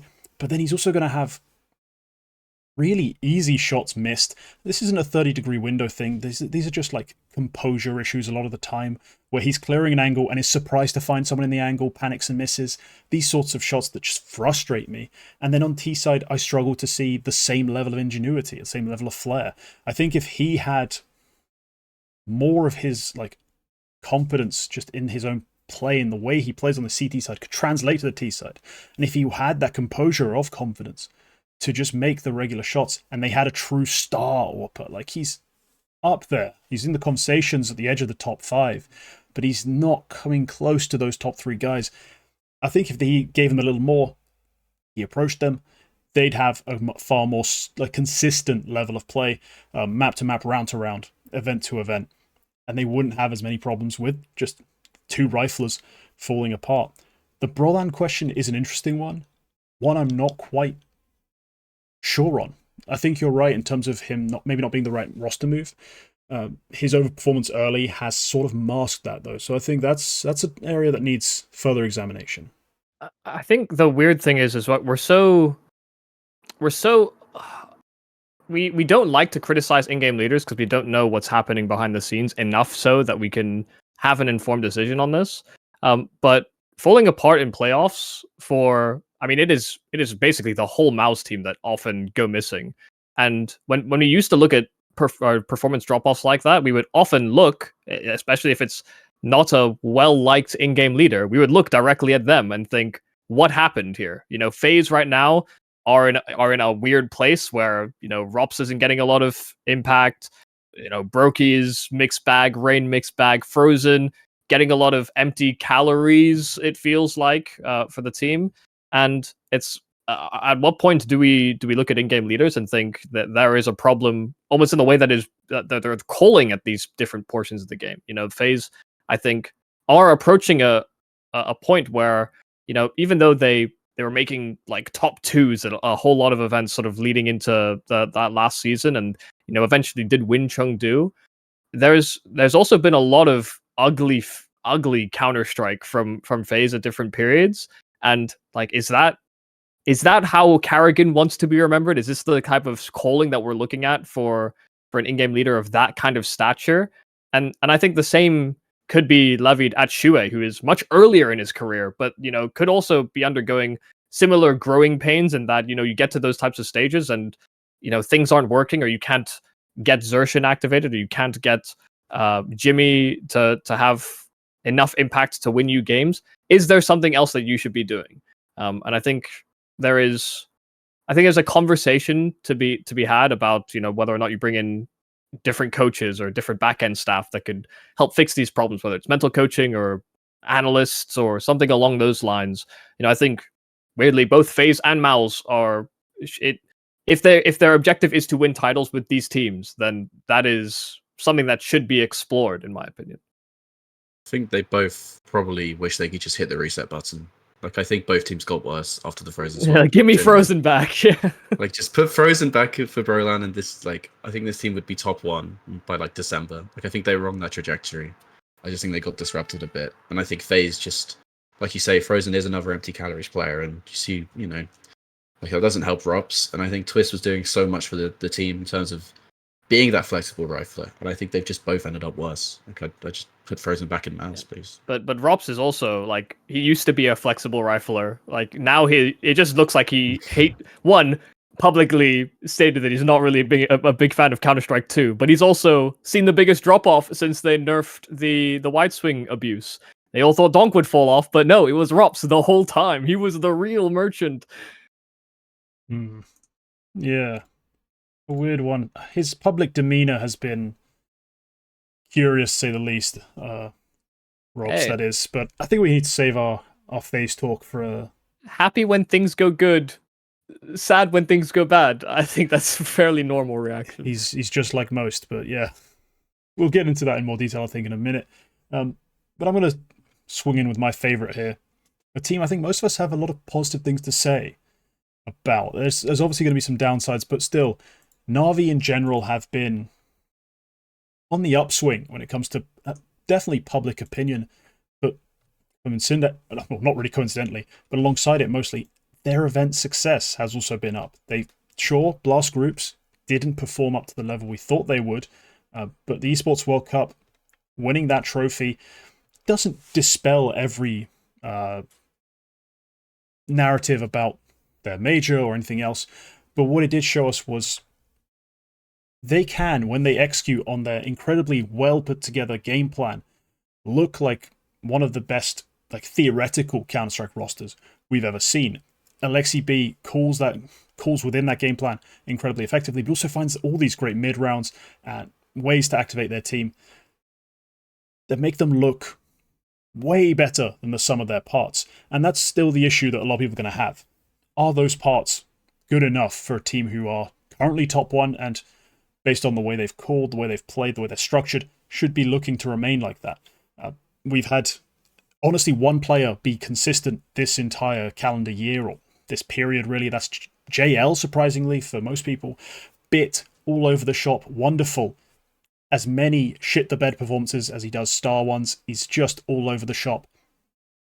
And of course, Immer, sometimes I wonder if he's even on the same roster. Just with the way he makes his decisions and takes his fights, it can be frustrating. I've tried to make excuses for him in the past. I'm not going to bother this time. It's just frustrating to see him take silly deaths. No one needs that much of a wild card.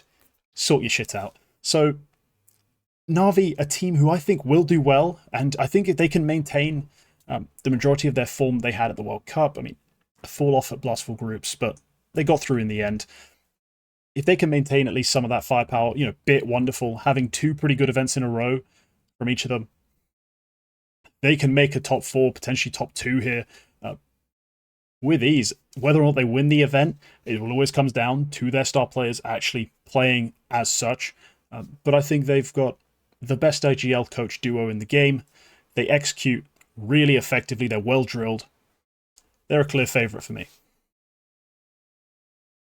God, yeah. Emma has actually been sorting his shit out. He's been on an upswing. He actually really has been.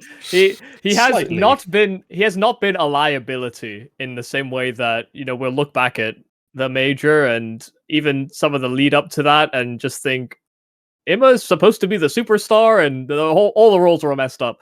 I think we had a little bit of a discussion before we went live or we started recording about Navi and, Liquid, for example. Navi they just what is it? They almost operate in like small bubbles around the map where they are making plays independent of each other in like an extended default. That can have as many flaws as it can have as many advantages. It does mean that you are isolating players on extremities very often. You're sort of curating a kill on some of those extremities, but in much the same way, if this is mainly to address Navi's T sides. If their opponents on CT are being a little bit more proactive, or they're also shifting their setups, Navi also just get caught off a lot when they're in those sort of compounding or compacted default plays that they're going for. Now, I don't know how much of that is how much game planning they're operating around, or what they're expecting their opponent to countermeasure against them. But a lot of rounds can end up looking very messy for Navi if the starts go poorly, which is not unusual for teams, but it feels like it gets very, very messy for a Navi that are supposed to. In my eyes, I think they should have more contingency planning as opposed to a lot of the sporadic decision making that somehow lands them in poor position. This team does have a lot of. I do agree. It's just like they are better than the sum of their parts, but I just don't know how to feel about them. Like, their game planning is obviously different game to game, but some trends are relatively consistent. Like their pairings on T sides and who or how much they're going to aggress into an area is, I guess, what changes the most. But I find them such a hard team to get a read on, which is probably why they are as successful as they are right now. As well, is that maybe teams just kind of don't know how to prep for them. They're just a weird team. I'm happy for them and all, but they're odd. Yeah, I think it's kind of similar to Spirit in a weird way, where they're both kind of a little bit too structured sometimes compared to like the quality of their players, maybe, and then they're so prep heavy. Like, I think it was Liquid beating them, was barely surprised. Like, I don't think it even affects their Cologne. It's just like, oh, what happens when Blade and Alexi can't plan a whole half because you've got no idea what's coming? I think that's just fine. And then it can happen twice, fine. But we all know, like, this team is good enough now. It's ramping up for Cologne. It's saving things back. It's using it as like practice that mattered, and ultimately they got to full final. That's fine. They did what they needed to do, right?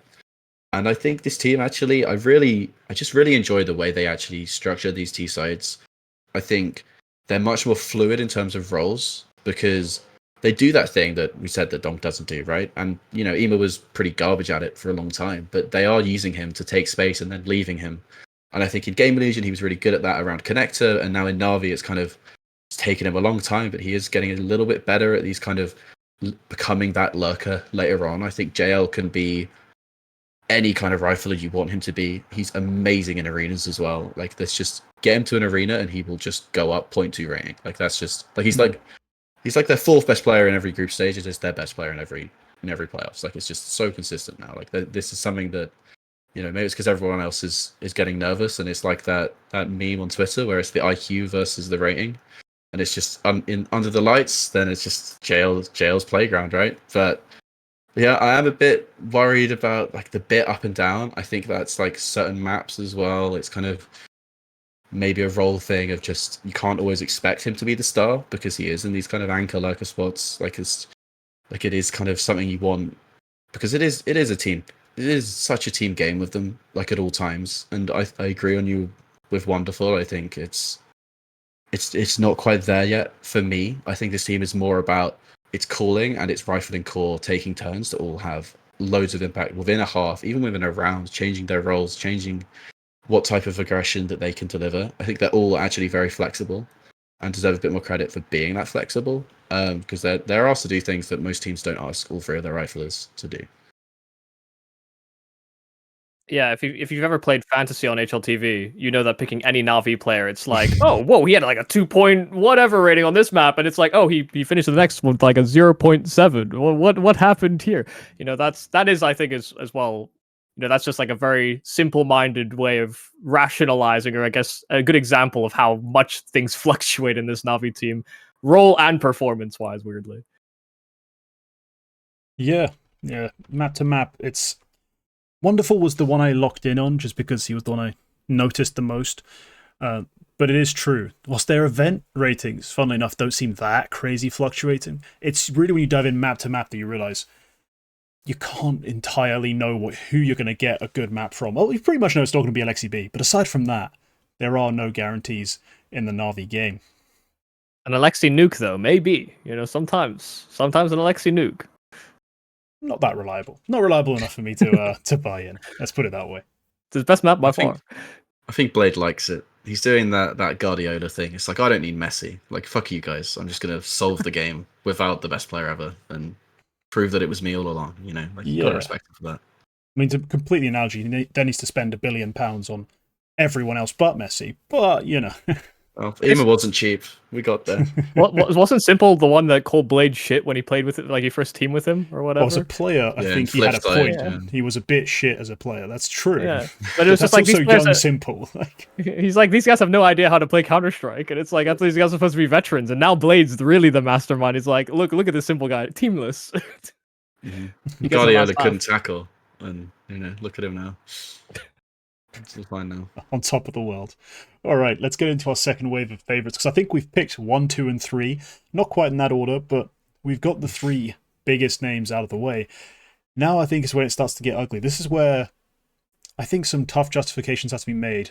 Nero, your second favourite. Yeah, I mean, it's important to clarify we did this in a snake draft. So this is actually the last pick, even though I'm going first. True. Yeah. And I did pick FaZe because... and I'm not even going to try and use logic because I stand by what I said earlier. I think this team is worse than last year. I think Frozen takes too much space away from Rain on CT and from Robs on T. And he still gets those empty calorie kills that he got all of last year, which is why he was 12th and not 6th, because we could prove it as well. Not as good as maybe his reputation deserved. But obviously still an amazing player. And I think this team just has that little bit of bullshit about them. And I think, yes, they've lost that bullshit for 4 events in a row. But why not this time? Because it's always when you think, oh, Carrigan and Rain look pretty, like, they look pretty tired, don't they? Like they've had a holiday and they still came back looking this tired. Probably now that they're going to go, isn't it? It's always when you start thinking that they just turn up and win an event. And honestly, why not? Why couldn't it be this one? Why couldn't they just turn up and Rops has sold his Porsche and he's watched a few demos of people who can actually get a bit more impact, and suddenly they're on the arena, the lights are shining, Carrigan's got his clapper out and he's just clap, and the crowd just will them to victory. Bang! FaZe win the trophy. Why not? God, I just know you don't even believe that yourself, because, you know, when we were talking about all these other things, like, oh yeah, their ratings go up at playoffs and blah, blah, blah. Now it's, why not this event? Yeah. You couldn't even you couldn't remain consistent. FaZe's ratings do go up in playoffs, to be fair. Gotta give him that. Yeah. Robs gets to a 1.08 in those. You know, he's cooking something. Oh, God. But yeah, it's I mean, to be more serious, I do think it's like they've just always got that quality. Like, you can't ever write off 4 players who have shown that they could do it on such a big stage. I think Carrigan, he's bought Snaptap keyboard is the rumor, and you know, if that gets him an extra few frags a game, then he's not going to be the liability he was in that final map of a while ago. So it's, you know, there's something there. I think Brokey's levels actually be quite consistent, considering I think Frozen, if it's on Mirage, he's still super high impact and could just win them games. Although he is a bit of a Mirage, I don't know. I think it's, I see him on Mirage and I'm like, why can't you do this on every map, dude? Like, come on, like, just be a little bit more aggressive with it. So yeah, there's still things to like about a team, because we're acting like it's this crazy slump, but they still get playoffs every event. It's just the lofty standards that we're used to seeing. But get them in the arena and magic can still happen. Yeah, they're just a very frustrating team to follow because of the fact that you think they could actually have just carved out a dynasty for themselves this year, even, you know, coming in with Frozen that had decent peaks on MOUZ, Rops that, you know, at the start of CS2 was looking great, Rain looked good, even Carrigan in some of his like duel taking, if you like in-eyed him, he didn't look as shit as he has in some of these more recent events. I really just feel as though this FaZe team should be winning, and that's the more frustrating part. And then you see the way that they lose games, and that's even more frustrating at times. Like, just everything falls apart so quickly, and it's, you know, either Carrigan getting picked or Rops trying to be as aggressive as he was once before, and then just losing fights and just looking angry. Like, this team feels like it reaches boiling point at every event. And that's what's tiring them out more so than just the fact they make playoffs. They always look so stressed in a way that I don't think old FaZe would ever. You know, before it was players more liberally taking or making their own play, or you know, then when crunch time comes, Karrigan calls, you win games. And now I just feel like everyone's silent, or everyone is, maybe they're just trying things and everything doesn't work. It feels like this team has just a deep trough at times as well. But I do agree, you know, they have a caliber that is hard to ever just count out entirely. And you know, I called you on bullshit, but in a way, yeah, why couldn't it be Cologne? I actually do believe that to a sense, because I think there's enough fluctuation with some of the other teams that, you know, sometimes, I mean, if you're going to look at players with deep history and deep experience, FaZe are, I mean, what, second, I'd say, in terms of just like deep levels of experience at this type of level, maybe even the most experienced team that we'll have in the playoffs, or in main stage Cologne. So if there's ever a time for other teams to fall off and FaZe to somehow power up even slightly, this is the event, actually, I think, for me, in terms of like prestige and what it means for the circuit. But yeah, I posed that question earlier, like at what point is Karrigan's calling at fault, or the system that is being developed? Like, sometimes it looks like FaZe don't even like properly practice. Like they play the same like tangential looking Counter-Strike that they play at every event, and they still somehow make playoffs, but it's literally never pretty. It just hurts. So Hard9 should have been in as well. Yeah. Yes, they probably should have, but I'm not gonna buy into the why not FaZe, because I thought it was perfect that a team that look so lacking in impetus, in belief, in, I think just as a group, power, get absolutely picked apart by a kid who has nothing but that Wrinkle series that they got, well, picked apart on when they played NIP, because it wasn't, I keep saying NIP, it's just Wrinkle. It was pure Wrinkle. There was nothing else going on for that NIP side. It was that kid and his balls of goddamn adamantium, or whatever the hell they're made of, because he went for every audacious, creative play against them, and every time he was able to pull it off, because FaZe played the same sorry set of defaults and ideas and never had anything to really throw in NIP's face. They have floundered in the last couple of events in a way I didn't really think possible with an IGL with this greatness, a roster with this depth and breadth of experience across the scene. Even if we say Frozen's numbers are empty, if we think maybe only Brokey's the only real star left on this roster, they've done so much together, have so much chemistry, they should be playing somewhat higher level, but they haven't been. Could they make it to like 5th, 6th in this sort of format because they get enough chances at it, enough bites at the apple? Maybe. I personally don't even think they actually have that in them. I think this is going to be the rock bottom that they hit this year. It's going to be desperately needed, and they're going to have to address either by making changes or just a radical change of approach to how they play their game. They're going to have to change things up. My suggestion the last time I talked about this roster was changing Rain out for someone younger and forcing Frozen to be a more aggressive player. The reality of that is probably they won't make that big of a change. If they do change out Rain, they'll probably go like for like and potentially end up playing a similar system just with a younger face. So I'm not even that optimistic in the long term that they'll make the right moves to shake things up. They look flat. They look dull. I don't see this going very well for them. What's funny is that when you said they should replace Rain with someone younger, my brain went to Jacob, and I know that guy is older than him. He's literally old. He's literally older. But I was thinking, like, if I had to make moves, it would probably be Kixin for Karrigan, Jacob for Rain. Or you keep Rain, and you just see how the Kixin thing goes. But if you're switching out, Karrigan for Kixin, maybe stick with it for a little bit before starting. Yeah. Don't do the G2 of, like, every time you change your IGL, change a player as well, just so no one can ever judge you. No one actually knows what the fuck's going on. Yeah. How would you know if Next would have done well with Munacy? Who gives a shit? Yeah. No, actually, just rip it up entirely. Just are you? It's a phase. They're on Twitter. They're back. The new ownership. Put your fucking money on the table, then, boys. Just sign Shuey, Jimmy, and Zershin, and just put Brokey in MOUZ, like 2023 MOUZ. Fuck it. Okay. And this is why CS Manager doesn't exist yet. Is because I would do that, and then just change the settings to have infinite money, and then just build that team. But it's not happening. That's what Falcons should have done the whole time. Yeah, just offered more never gonna money. Bottomless pit. It's not worked.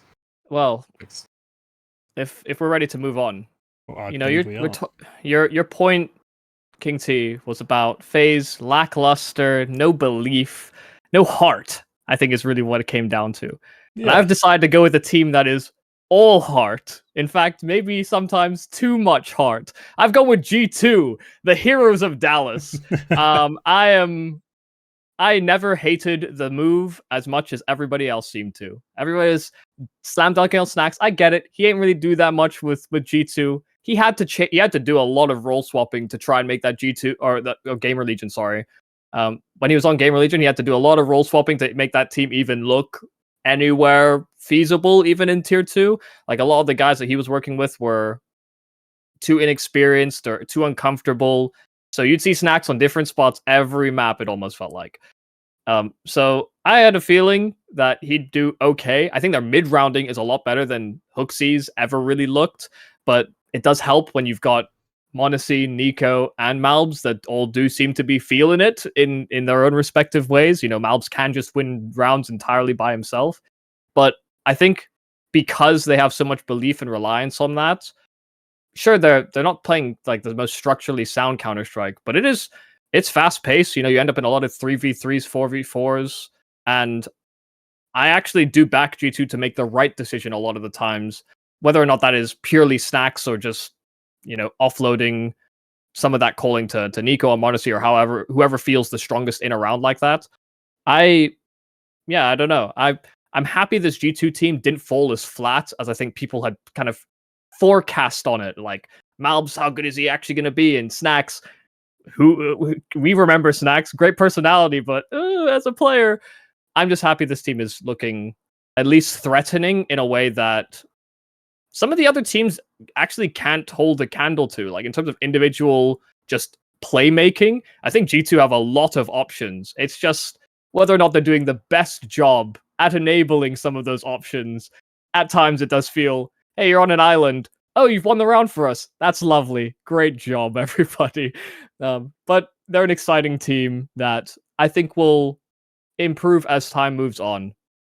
So I also think they're like the only top team coming into this on a true upswing, because NAVI are having to bounce back. I think MOUZ still a bit wounded from Dallas and trying to get back to that level. And then, we've talked about FaZe, we've talked about Vitality. Well, not quite yet, but they're struggling a little bit, right? So it's G2 of this team on the honeymoon. They're on the upswing. All the other top teams are struggling, and you've just got firepower and firepower and firepower. Like I was a bit negative when I did my like the articles I normally do on like new roster news. Like I was a bit negative on G2 because I just saw MOUZ and I just like you've signed a Red Bull and you're like only using him once every month. Like it's like signing you've bought a Ferrari and you're only allowed to use it on the racetrack, and it just sits there getting dusty. Like it's like, what are we doing? He's playing. I'm watching him play like lobby on Nuke T side and ramp on CT, and he's just terrible at actually getting into these gunfights where he just wins every single time.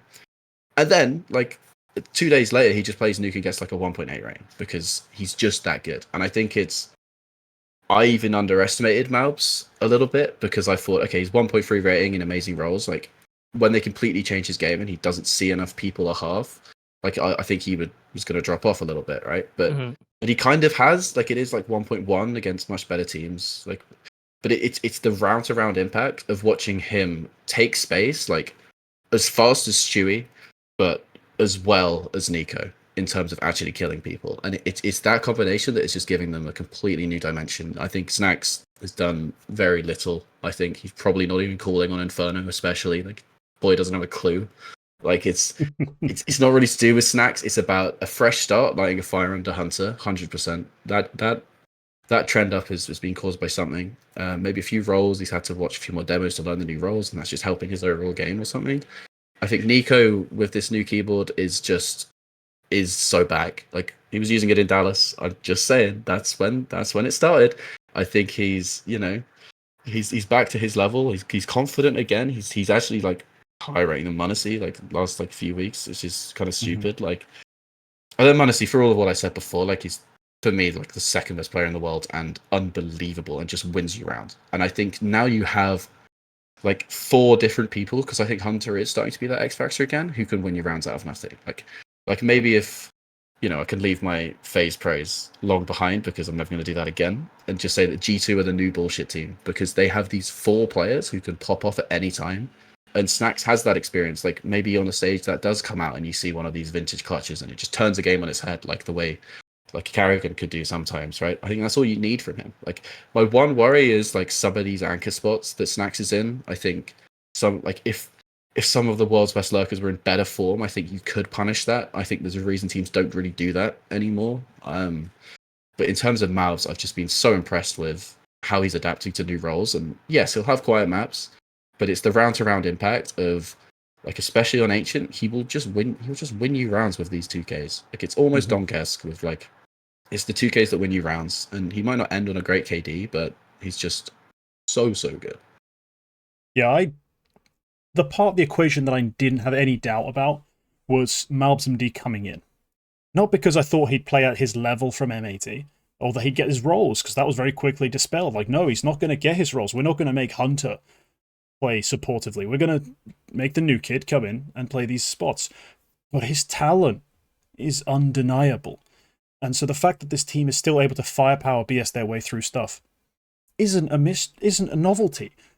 This was even in my video where I criticized Snax. They're gonna bullshit their way to top placings because they are that good. So especially when I hear, like, when you said earlier that you think Spirit's got the best firepower, I cannot agree, simply because they have Munacy, they have Nico. By itself, this year, for the most part, was amazing and good enough to get them at least competitive placings. Mostly not event wins. But the fact that they've now reached, like, Nico from Dallas onwards has been bonkers. Hunter, under this new IGL, not much has changed in terms of the calling, but in terms of since he's come in, Hunter's found this magical gear where all of a sudden he's able to lock down areas, get multi-kills out of nothing, win you rounds. And then on top of that, you bring in, oh yeah, we turned Nexa into MOUZ MD. What is anyone else supposed to do?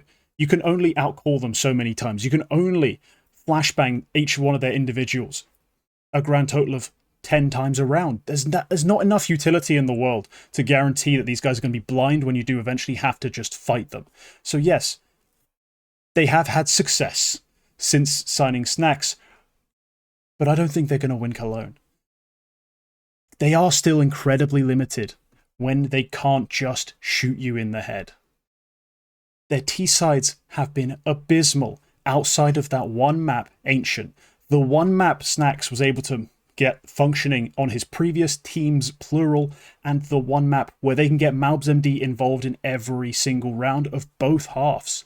That's the half where your big site anchor doesn't have to be on the damn bomb site like the entire time. He just spends the first 30 to 45 seconds of each round doing kind of whatever he wants, which is a big difference from the classic Nuke example where he has to sit there like a man with an unplugged keyboard and hope things kind of go his way. He can BS his way into a few kills, but he's not active like he is on that Ancient map, which has become, for good reason, their go-to. Yeah, they're going to be dangerous in the groups. They're going to make it through either top 6 or top 4. But I think in their big series against the teams like NAVI, like MOUZ, and potentially some of the other teams that we don't consider as dangerous currently, I think they're going to struggle. They're going to get exposed for a team that doesn't really have a good structural basis, a good tactical understanding of how to use themselves, and they are going to fall short. That was my problem before. That's my problem now. They are the team with Nico and Munacy. They should be defining eras and winning events, big events. Instead, they're going to be, on raw firepower, top 4. It's not good enough. I think I have to agree. I think I'll adjust my Spirit comment. I think that is kind of, it's just pure waffle, isn't it, really? It's just pure waffle compared to this team. But I stand by it in terms of I completely agree with you. I think if I've got any faith in Counter-Strike 2 still being like up there with the other like genre, up there with Go and up there with 1.6 in terms of it's more than just putting the best players on a team who can shoot people in the head. Like if I've got any faith in CS2 being like that, I can't pick this G2 team to be better than Spirit and Navi. Like I just can't. It would hurt my brain too much to see them just firepower their way to like I can see them even winning Cologne, but I refuse to believe that this team is going to like break Counter-Strike. I just cannot have that happen. It's too criminal to use MOUZ this way. Yeah, I mean, I don't think that will happen. I would also, it would probably also hurt my soul if that did happen. But I think what is kind of undervalued is that G2 always seemed to get like tilted when they used to play when they were playing with HLTV. HLTV himself would look tilted, and the calling almost looked like it reflected that at times. I think Snax, yeah, you know, I agree. I don't think he's changed a lot of how things are being played out, but that guy does not look like he tilts. He doesn't look like he cares half the time, and that, to a certain level, actually can help you in that, you know, what it's not going to be like outcome based emotions or calling with Snax. He's going to, I think, just be level headed throughout, and I think that actually provides a lot of clarity. Probably why, in my opinion, their mid rounding has gotten better to a certain degree, is that players don't feel rushed or panicked to make the play that they've been gearing up for before the call was made that they're going to continue with their line of thinking. I think this team does have merit in that. Yeah, they've got a lot of diversity in terms of like how they can approach rounds, especially late round. But I do think that further in the pipeline, they will need to bring an analyst in. Like I always thought the biggest critique I'd had of this move is that if you're going to sign Snax, you had to bring in Ash or somebody from Gamer Legion that actually kind of taught a lot of how Ancient functions and a lot of the complexities of like building a CT side or re-navigating spots. He learned a lot of that at Gamer Legion. Like his previous in-game leading teams were a lot of just, hey guys, let's just go A and let's, you know, we'll throw the left side smoke on Vert and all this. It seemed like very on the fly decision making. So I think down the pipeline, G2 are going to buy or invest in an analyst because I think they need to. Because I don't trust Taz and Snax to figure all that out for them. I think just quickly, I think MOUZ deserve credit for that as well in terms of. So there's not a lot of players who are this good who have this like, at least from the outside, it seems like so little ego and so deferential to Nico and m0cs to just be able to take these roles and still be like. Because everyone talks about him in MAT as someone who does bring the vibes, and I think it's impressive he's been able to do that in G2 so far as well. Yeah, what I love about just his attitude specifically, it's a note I've brought up in a different video, I think, at some point, but I'm going to do it again because it really impressed me. When I did prospects, and when I still do it, I do often have little segments where I'll talk about flaws in players. Only one player has ever responded to any flaw I've ever brought up. It was Mongolz, and he specifically said thank you. Which is just, what the hell kind of, like, you're a kid smashing everyone. You beat everyone with like a 1.5 rating. The rest of your team does nothing at this era. This is Mongolz with 4 bots winning games in Latin America era. And he's still just like, oh yeah, I guess I do actually do that. Thanks. My bad. What the hell? Like, who is this kid? How is he so like devoid of ego? And you're right, it clearly has helped him to integrate himself into this roster and make the most of his situation. He does deserve a lot of credit for that. All right, our final favorite is a team that only I could still call a favorite, I think, at this point, given how they've played recently. But there's some things about them that are just too good to ignore. Vitality have, floundered a little bit. They've looked at not like their prime selves. But at least let's start with this. They made it out of full groups in first. They were able to overcome group stage Astralis. It's not actually that easy to do. So, with that in mind, let's talk about their potential. The last time we saw them on a truly big stage, not a big stage inflated by fake money, because $1 million for EWC doesn't make it prestigious, doesn't make it big. I'd consider the last time we saw them on the truly big stage to be the Blast Spring final, where against Spirit in the semi-final map, they lose 2-1. Chopper outcalls Apex. Apex loses You see this visibly on the face cams, even just staring down at the stage. I was close enough to do that. He's not composed. He's all over the shop. FlameZ and ZywOo top the scoreboard and play really good Counter-Strike. That has pretty much been the story since.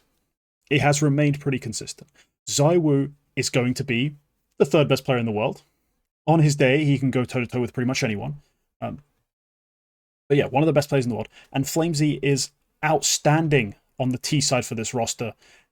Brings so much impact and honestly makes up for the fact that they don't have that depth of firepower that some of the other top teams do. We talk about this roster having problems with the calling, but Apex and Mezzi as a duo of fraggers are a big issue. A big limiting factor. But they've been able to be good despite that, because ZywOo's that guy. He's that good. There's a reason there's a clear gap between 3 and 4 in the world. We don't talk about, how do we order the top 5? No. How do we order the top 3? Then how do we order everyone else? ZywOo's that good. FlameZ has been that impactful. I think at this point, the biggest complaint I have in Counter-Strike is, can we get FlameZ better CT rolls? Like, his CT rolls do not, I think, match up with his ability and the impact he could bring to a roster. And then Spinks, for all the negative things we have to say about him, at least provides a stable output. It's never quite as high as you want it to, but he's not sub 1.0. He's not taking a lot of stupid deaths. Sure, we wish he'd take more risks sometimes and actually activate himself, and he's not close to his peak, but at least he's got some output. So this roster is going into a group where they're probably not even favored, because these are two fairly stacked groups, but at least they aren't facing Spirit. They aren't facing G2. They aren't even facing NAVI. Those guys all end up in the other one. They get a matchup with MOUZ. Oh no, they have to make duel with FaZe, who are at their worst. Or they have Virtus Pro, who are quite literally falling to pieces. I think this team has got a great chance to make it out straight to the semis. And at that point, all it takes is one classic big boy carry from ZywOo to get them where they need to go. Yeah, Vitality are looking down, but I'm buying the dip. I think they're on the way back up, despite their flaws. Yeah, I think I have to side with you on the Flames one. I just think it's difficult because Apex is so stubborn about kind of everything. Oh, like, yeah. It's that type of thing where I actually think he'd be a terrible anchor as well. Like, I don't think it's a magic one to just swap the two. Like, I can't imagine Apex even trying to play some of the spots Flames has on CT. But yeah, you can tell it's just Flames. It's just not his natural game. Like, I think he'd probably have a better chance putting like Spinks in some of those like those really key anchor spots. Like, but that's still kind of bad. Like, it's just 3 players who just can't anchor, right? And even Mezzi, honestly, like, is not a natural anchor. Like, even Mezzi, like, they've got 4 people who would probably want to be rotating on every map. Like, to be honest, like, Mezzi's a very selfless type of player, and he's just naturally like kind of modest and meek and whatever. So we'll just take shit. But like, come on, he's not a natural anchor either. So that is just a huge issue. But I just think Apex's leadership, like, it's like there's so many coaching manuals you can read or whatever, you know, and it's there will never be anything that says do what Apex does. Like, the whole like thought about modern leadership, about how you bring players up, is a lot about body language. It's a lot about positive reinforcement. It's not using the whole 15 seconds of freeze time and then half the next round to still have a go about someone for like missing a smoke or something. Like, I know it's frustrating. I know it's very hard, but I think it's just this guy. Like, he's won a major for a reason. He's clearly got a very good tactical foundation. Like, that's not something that I would ever like come at him for, really. I don't think it's fair to say he's just carried by ZywOo at all. I think he's setting ZywOo up very well by using these rotate positions, you know, as basically a way to set ZywOo up. Like, he's just kind of chasing ZywOo around and throwing flashbangs for him because ZywOo's not AWPing that much. Like, I think that's kind of how you justify it. But then it's just the actual like physical leadership, the actual captaincy from Apex. I think Zonic really limited that. I think Zonic really stopped him being able to do that, and I think Xtaz is kind of enabling it again. And I think it's just bad for this team. You can just see, like, on the face cams, it just does. These aren't guys that respond well to that. Maybe Flames will sometimes have a nibble back, but it's kind of half-hearted a nibble back, and it doesn't help him either. Like, Spigs and Bezzy just kind of sit there, just take it. Like, it's just, I don't think it's modern leadership, honestly. Like, I love Apex as a personality. I think it makes games way more entertaining, but I also think it makes Vitality worse. Yeah, I think that was the hardest thing about watching the finals or the spring finals was that, you know, watching Apex die and him look over down the row and almost blame someone for his death or the reason that he died, when he would be the one that makes the fault. You know, it almost felt as though he was trying to scapegoat people on his team for poor decision making or even maybe poor macro choices that he had made on CT sides. I do agree. I feel like the biggest problem is really Apex, not only personality but spot wise, in that, you know, it conflicts to maybe the philosophies of these players. I don't really have much more to add on that point. But I do think as well, Spinks is, I don't know, he's another one of these players that disappears in playoffs. Like when we get to stages, he does not perform to the same level. His decision making is much slower than we see in group stages, because I actually do think he's taking more active positions when we see him in group stages. It's just, yeah, we get to those bright lights and he just shuts down. I don't really know what to do on that camp. I imagine Vitality are working with performance coaches and the like, but it just doesn't break through.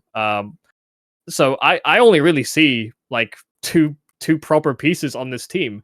I want to back Mezzi, but I do agree, like he's been too wildly inconsistent. I thought he cracked it at Dallas. You know, he actually had a decent performance anchoring on Dallas, and he said he changed his mindset. You know, they brought him on desks, and he's saying, I need to stop playing like a passive anchor, just trying to play my life. I need to play to get as many kills as possible. And that worked really well for him. And then we see him at the next event, and it sucks. Whatever he tried, it sucked. So I don't know how to fix Vitality. I would not buy in the dip right now. I feel like I've lost too much faith in a lot of the key figures I think this team needs to succeed. So it's just another one where can we just undo like all of the winter 2023, 2024 roster moves, because it's just Falcons ruined Ents and they ruined Vitality as well. Like just give me back. Like all of these teams were just better last year. Like all of them. It's stupid. Yeah, they ruined everyone else's teams and made a piece of shit themselves. They didn't even do themselves that many favors. It's awful. But all right, we've reached the 2-hour mark. Do we have any other favorites we want to talk about? Because those are the picks. There's Astralis, Virtus Pro left on the board. Yumi, do you want to talk about your ex anymore, or are we going to let sleeping dogs lie? I need a technician. Why do electronics fail? I can't rationalize it. These teams all should have improved, and they just haven't. I don't know. It's tough. It took me restraint not to pick them here. I was like, no, I'm changing for the better here. I am not picking this fucking team.